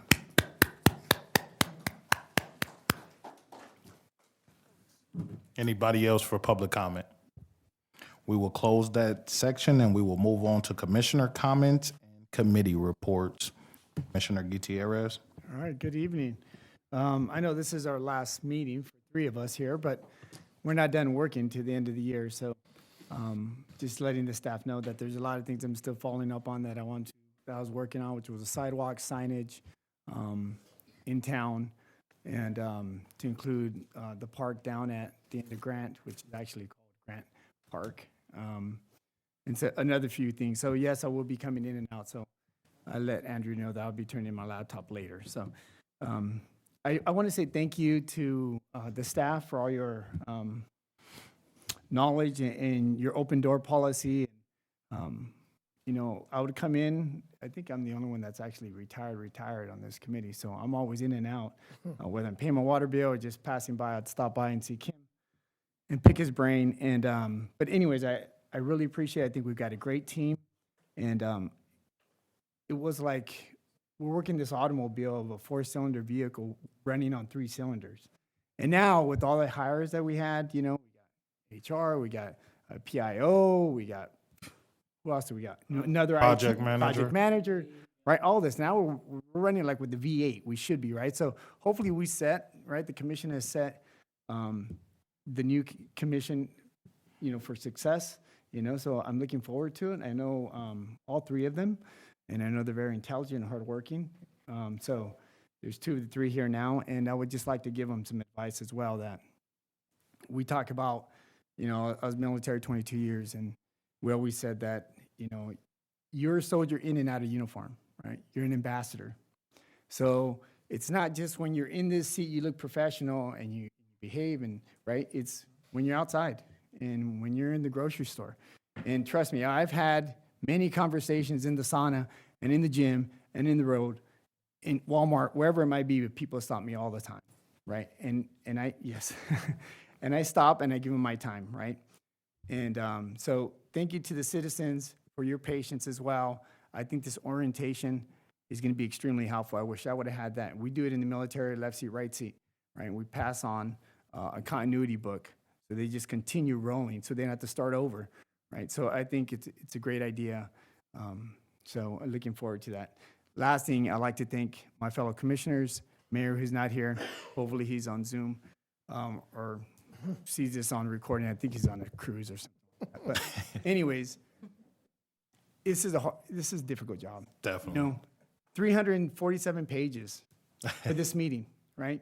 Just this one. We get this Friday evening, and we have to look through it, right? And the weekend, we have our families, right? Going to church or whatever you do, and visiting and going to support all the activities that are happening in town. So anyways, I know the hard work they put into it. I know they all love this city, and that's why they're here. You know, we sit in meetings, and I did as brigade command sergeant major, and we say this slogan that Fort Riley is the best place to PCS to deploy, to return to, right, to train and retire in, right? So all those people who did put on, right, that uniform and decided to retire here, and it just wasn't a slogan, right? Because I'm stationed here and it's what the CG wants me to say, right? But actually stayed in Junction City because they love the people and they love the community, right? So I want to say thank you to those people who really, you know, took that to heart and stayed here. But it's all of you, including these hard commissioners, right? We make tough choices, right? And, you know, but, you know, I respect you all, right? And I know people try to throw darts at each other, like, hey, what do you think of this? I've never done it, right? Because I know we have different opinions, and we honestly are trying to do the best we can, right, with our knowledge, right? And we'll have different backgrounds, and we have different morals, ethics, and values, or whatever it might be, but I know that your heart is in the right place. So anyways, I want to say thank you all for your hard work, your kindness, your friendship, and being patient with me. Thank you. Thank you, sir. And I just want to say I'm too young to retire. Yeah. Commissioner Panera. I want to echo, I want to thank Commissioner Larson, who's finished, how many years? 6. 6 years. And I also would like to thank Commissioner Gordon. You've finished 2 years. And Vice Chair. What? Oh, vice. And I told Commissioner Gutierrez I did not vote for him to come on board. You don't want the lawyer to vote for you. But I do appreciate the contribution that you've made, and I think appreciate your remarks, and I hope that you continue to work on your idea of Grant Avenue, and I hope our other commissioners continue to play a role in a way that they choose to do so voluntarily as opposed to having a scheduled meeting. And I want to also I mentioned this on social media, but I want to thank work that's being done on Grant Avenue to the drains by Public Works. And I think and also the Public Works finished 2 manholes on the street by Coronado on Vine. And that was the last touch. And the Rec Commission finished the work in Coronado Park and put in 2 new courts for a different, as opposed to a tennis court. We have the kind of, what is it that you play, sir? Pickleball. Okay, 2 pickleball courts that are brand new and dedicated. So Coronado Park is done. And I would thank the city manager for getting all that done. Thank you. That's all I have. Thank you, sir. Commissioner Larson. I'm a person of few words, and you guys said it all for me, most of it. I do have an MPO meeting tomorrow, so as you said, the work doesn't stop until the first of the year. There is a lot on the agenda for that meeting tomorrow, a lot of proving for future 2050, up down to 2050, I think is what we're doing. I had the opportunity to be with the kids tonight for the Most Improved Students. Got to love all the little young energy and smiles. They're so excited. I tried to get their parents to buy them ice cream because I like ice cream. And so I told them, you know, we got out there pretty quick so they could have dinner and a treat for their hard work. And just thank you. This has been, I'm going to get teary, but that's me. It's been a great 6 years. It's been hard. You know, you learn a lot about the city, which this is the whole reason why I wanted to do the commission, was just to learn more, understand more why things are voted on the way that we do. The staff has been great. You've allowed me to come into the departments and talk about things, sit down, get tours. I got to ride the garbage truck. I mean, that was a highlight of my year. When I first came on, I still wave at Mike when he comes down the street. Yeah, me too. He didn't know what to do with me. Alan was the city manager at the time, and I remember Mike telling me, he was like, I had no idea what am I supposed to do with her. It's, you know, I'm like, I'm not a princess. I can get dirty. Let me do the trash and everything. So had a great time. So I learned so much. So I talked last meeting, wishing the three of the ladies coming on the best of luck. Like you said, I hope we have put you in a good position. I look forward to the future years of what Junction City is going to look like. That light at the end of the tunnel is getting so bright, and I love it. And I feel good I've been part of some of it. Have thick skin, ladies, because a lot of people are not going to like your vote. And that's fine. Yep. If they take opportunity to talk with you, to understand why you voted the way you did, or where I stood on certain things, it's okay. I've had to be that breaking tie. They're 2 and 2, and I'm the lone person having to make that decision. I'm going to upset somebody, and that's just part of it. But it has been a great opportunity. I'm glad that I was voted in by the community for 2 terms. I'm not going anywhere. I'll still be involved. However, I can be in the community. I love it. So with that, just thank you. Thank you.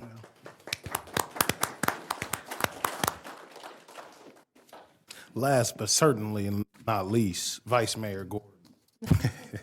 I want to first of all thank God.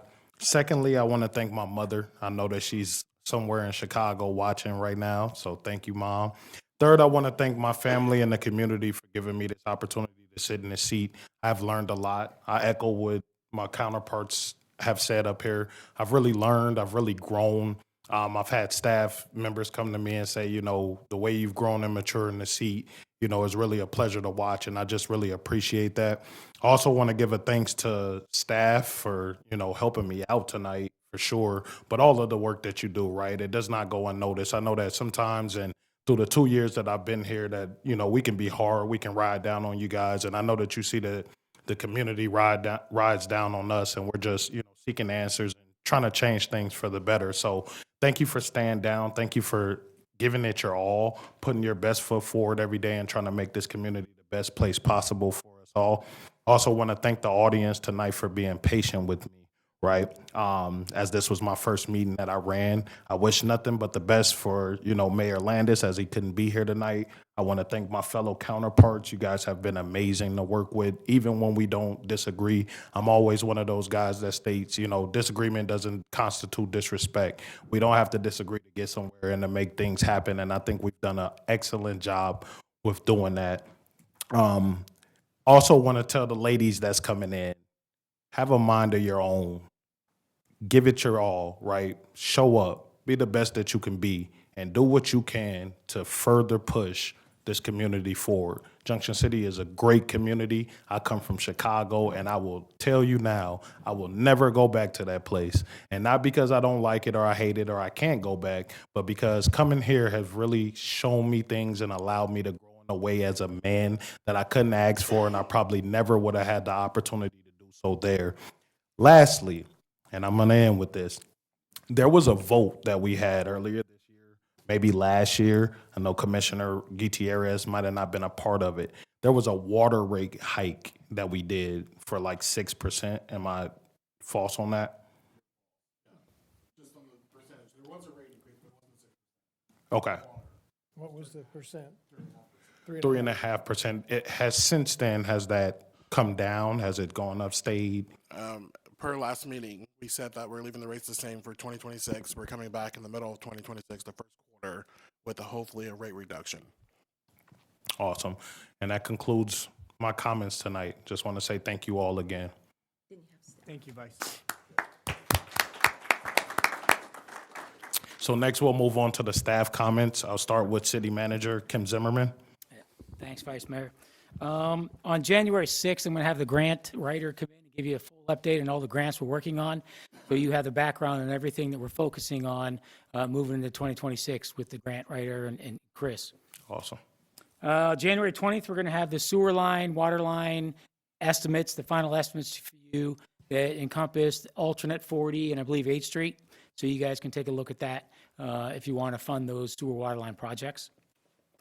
I am going to research the DTF legalities and dig into that because I inherited that and I was under this understanding it was legal. So I'm going to dig into that and get back to you in January. Get back to the commission. I think it's important because I'll tell you what, there was no RFP. The city the staff went out and looked at some buildings that they thought they should look at. And they came back and said, none of those work but this one. There was no RFP for other people in the public. In other words, to look at what was needed to make a proposal back to the city commission. It was a significant acquisition, and it was essentially, I would say, virtually sole sourced.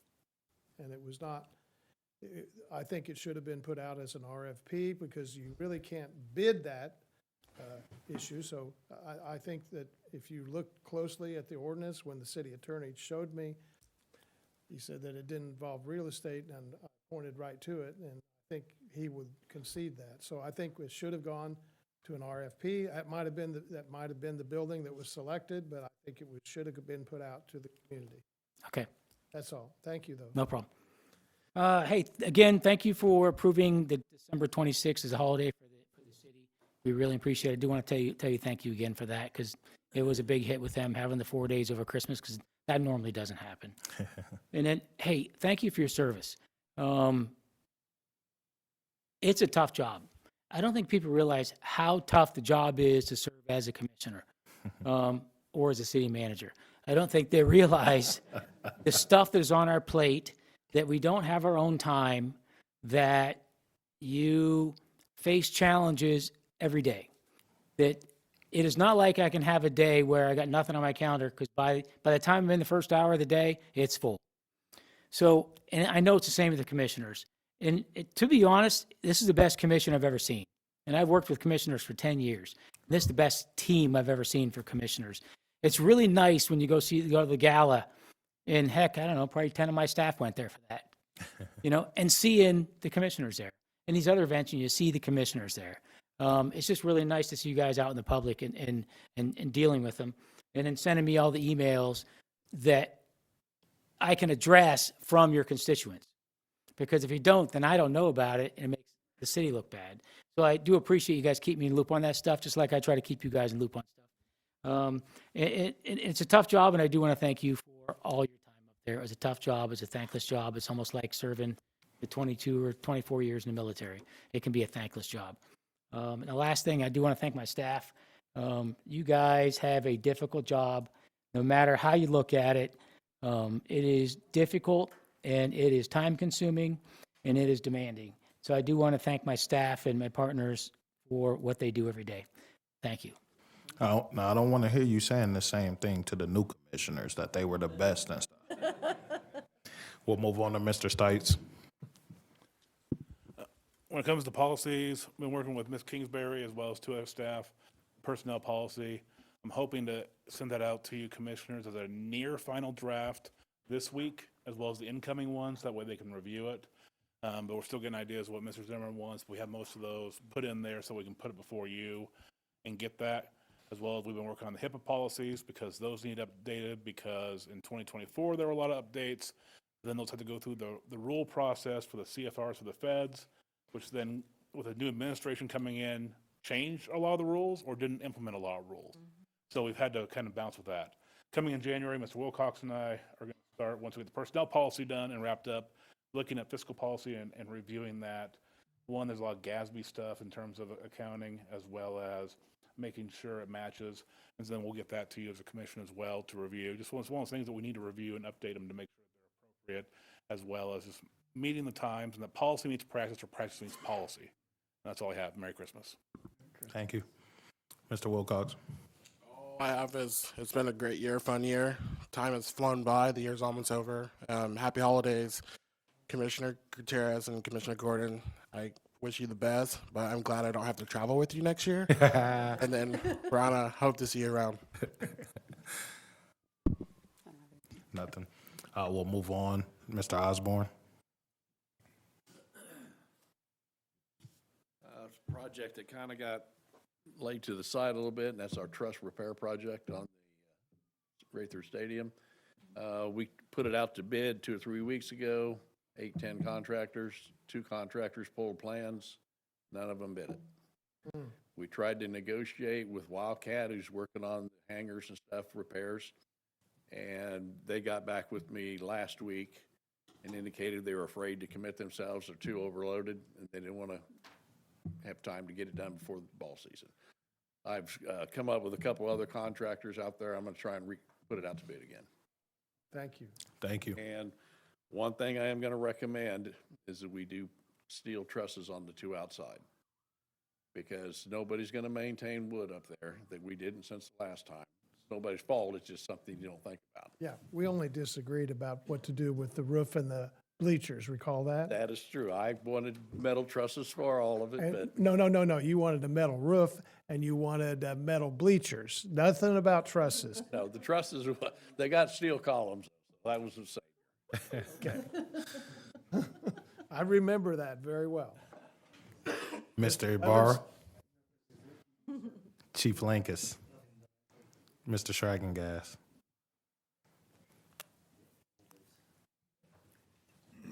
Just a friendly reminder, we are finishing up the last bit of our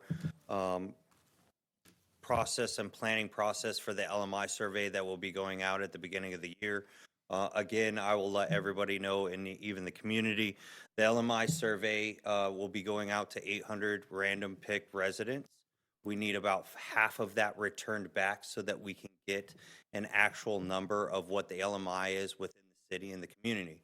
The reason that this survey is very important is that number will dictate what areas within the city has the highest LMI rating. Also, if our city is designated with an LMI of 51% or higher, we will be able to receive and apply for more grant money to fix infrastructure and things of that nature within the community. So if you do happen to receive one of those letters at the beginning of the year, please take the 30 seconds to fill out the survey.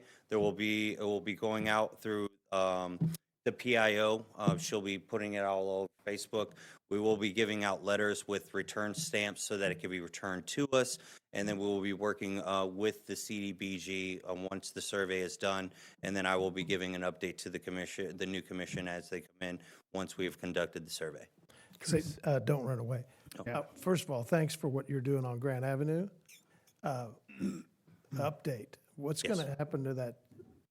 You don't probably know it is, the B&W cab building that has the hole in the roof it's been recently acquired. Do you know what the status of that demolition is? Because you had numerous notices on that building before it was recently purchased. Do you happen to have the address for that one, Commissioner?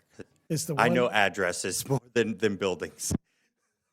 I think, I don't know if, do you know the address? I want to keep names off. If the it's the building that I think that it is, yes, it was recently purchased. I have been in contact with the new owners. They have reached out to me. They will be, I believe that they are reaching out for a permit for demolition here shortly, because I believe they own the building next to that as well. That's right. So they're trying to get their plans together to figure out what they are going to be doing to be bringing to the community for that building Okay. to access that other lot as well. Okay, thank you. Chris, with the LMI surveys, how many do you need back? So we're going to send out 816, and we need half of those back. So you just can't send more. I mean, to get 50% back a survey is difficult. So you can't just send out Correct. 2,000 and then So- try to get the 400. Correct. So we were originally going to send out half of those letters. Yeah. If those letters do not come back in time, or the way that we need them, we have the other 400 that we can use as replacements. If we start getting into an issue where we're not getting those numbers, we'd have to reach out to the CDBG, and they would give us another random list, and we'd start working that issue. And I think I heard somebody in the background sell LMI. LMI stands for Low to Moderate Income Survey. That's what that is for. So if you guys have any questions on what that is for, even the residents, they're more than welcome to contact me at my office, and I would be willing to discuss it with them further. Awesome.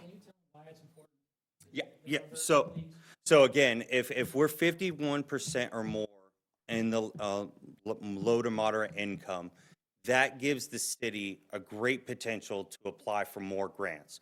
These grants can go from anywhere from federal all the way down to the private sector to start doing infrastructure, from our sidewalks to bringing in rehabilitation for commercial properties, for entrepreneurs, I mean, it just opens a floodgate of money that we could be using, not out of our budget, but also to be able to help the community also as well. Not just help the city, but also the residents of the community. Because it's only good for so long. It is on, yeah, so our last one was done when the census was done, which was in 2020.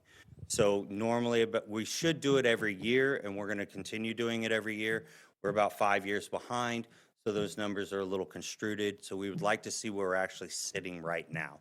They could go up, they could go down. As of right now, I believe Geary County as a whole is pretty high. I don't know the number right off the top of my head, but I know it's in the 40 to 50 range is where we're at.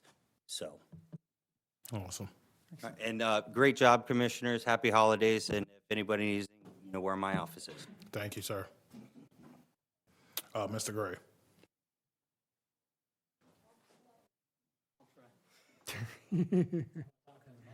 Yeah. So as we put on Facebook, we've started Hammond Park demolition, so that hopefully will be done in the next month. The playground equipment should be shipping soon, and we're on the schedule for install. So I just wanted to thank Quality Play for All. Again, they pretty much doubled their budget on that park, and without them, it would not be as awesome as it's going to be. So Great addition. yeah, it's super nice right next to the community center. Equipment forever. For those of you that don't know, Gilbert Hammond was the Hammond family. He was a frequent visitor at city commission meetings, and he roughed us up a lot when he was on the city commission. He was very, very verbose and a very good public speaker. So I know if he's looking down on us, that he'll appreciate what you're doing. And then we have a couple events going on this weekend, but I'll let Katie talk about those. Josh, Yes. good job on 12th Street. No, thank you. And, but I want to ask you, are we getting more benches for Homer Pond? I know there used to be just a few on there and then they got removed because of the construction, but I was For wondering if we homers, can yeah, I add can get more more. benches. We have some sitting around. We're waiting for pads, to pour pads and stuff. Get time to do them. Okay. set 'em Yeah, if out. we can get more than there was prior, because there's, I think, Okay. only 3, but yeah. Yeah, we can move from that. Thanks, sir. Before you go, I have to say something before we get out of the new roof. Amazing, right? Is there anything that we can do to contain anything from falling from it? Because that's what I'm hearing, that balls going up there, insulation's coming down. I have not heard that, no. Not heard that. Yeah. In the 12th Street, yep. Yeah. Yeah, they're hucking them up I there. on mean, these are purpose. kids we talking about, man. You were a kid I know I threw balls at I'm roofs, so there I'm just 3 saying. days a week and I haven't seen anything. I'm gonna say they haven't said anything to me about it. I'll look into it and ask them. Okay. Thank you. Yeah, well, Thank you. thank you. HR? Chief, Assistant Chief? Hey, Chief, I did have a question for you. The Citizens Police Academy, are you full with that?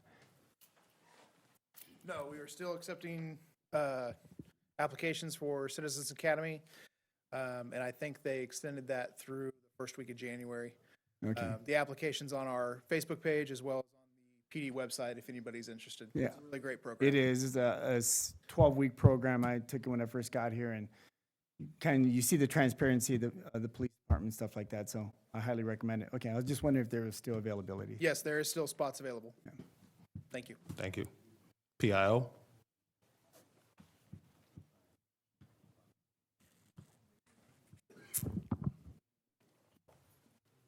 Good evening, everyone.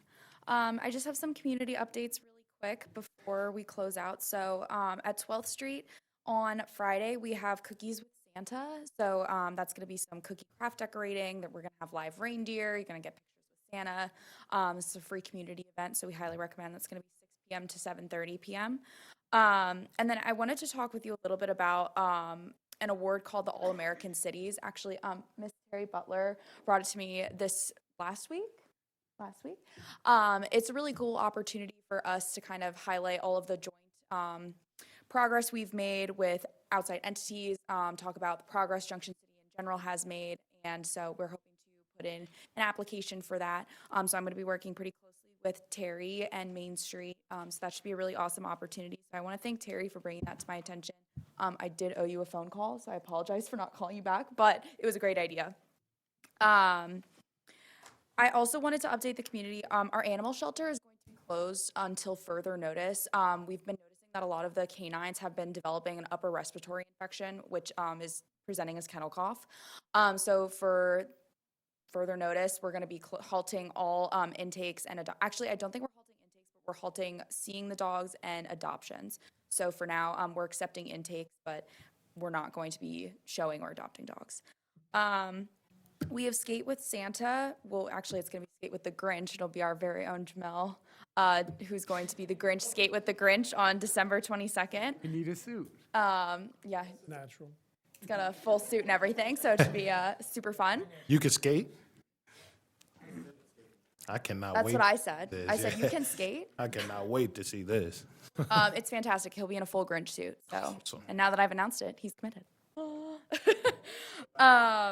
I also wanted to mention to our community, I believe 12th Street Community Center is offering a safe sitter course, December 22nd and 23rd. This is a really great opportunity for like our younger youth in the area to kind of get, I don't know if they're offering CPR certifications. Josh, are you aware? It's not a certification, it's kind of a hands-on, and yes, they get qualified for it. They don't really, so they get a piece of paper. Okay, so you'll be learning CPR techniques, I'm sure, just like how to care for younger children. Just a great opportunity for, younger people in the area if they're looking for a different type of employment. And then I wanted to give a big shout out to Shelly, Randy, Clarissa, and Anita. Those 4 people, along with Josh, were a big part in setting up the Glitz preparation. Shelly, Randy, and Clarissa and Anita were there almost every single day, spending full 8 hours decorating and making that really awesome place to celebrate. So that's all I have. I'm not sure if any of you have any questions for me, but that's it. Thank you. They also did an excellent job setting up Heritage Park. Oh yeah, Heritage Park looks fantastic. I think it looks better than it ever has, in my opinion. Yeah, awesome. Thank you. And thank you so much for everything you do for the community. We'll miss you all. Thank you. And last but not least, Mr. Darrell. Nothing tonight. Is there a motion to adjourn? So moved. Second. All in favor? Aye. Aye. And we're out. Happy holidays, guys. Happy holidays. Safe travels. See you next year. Oh, this is the last time I get. Not necessarily.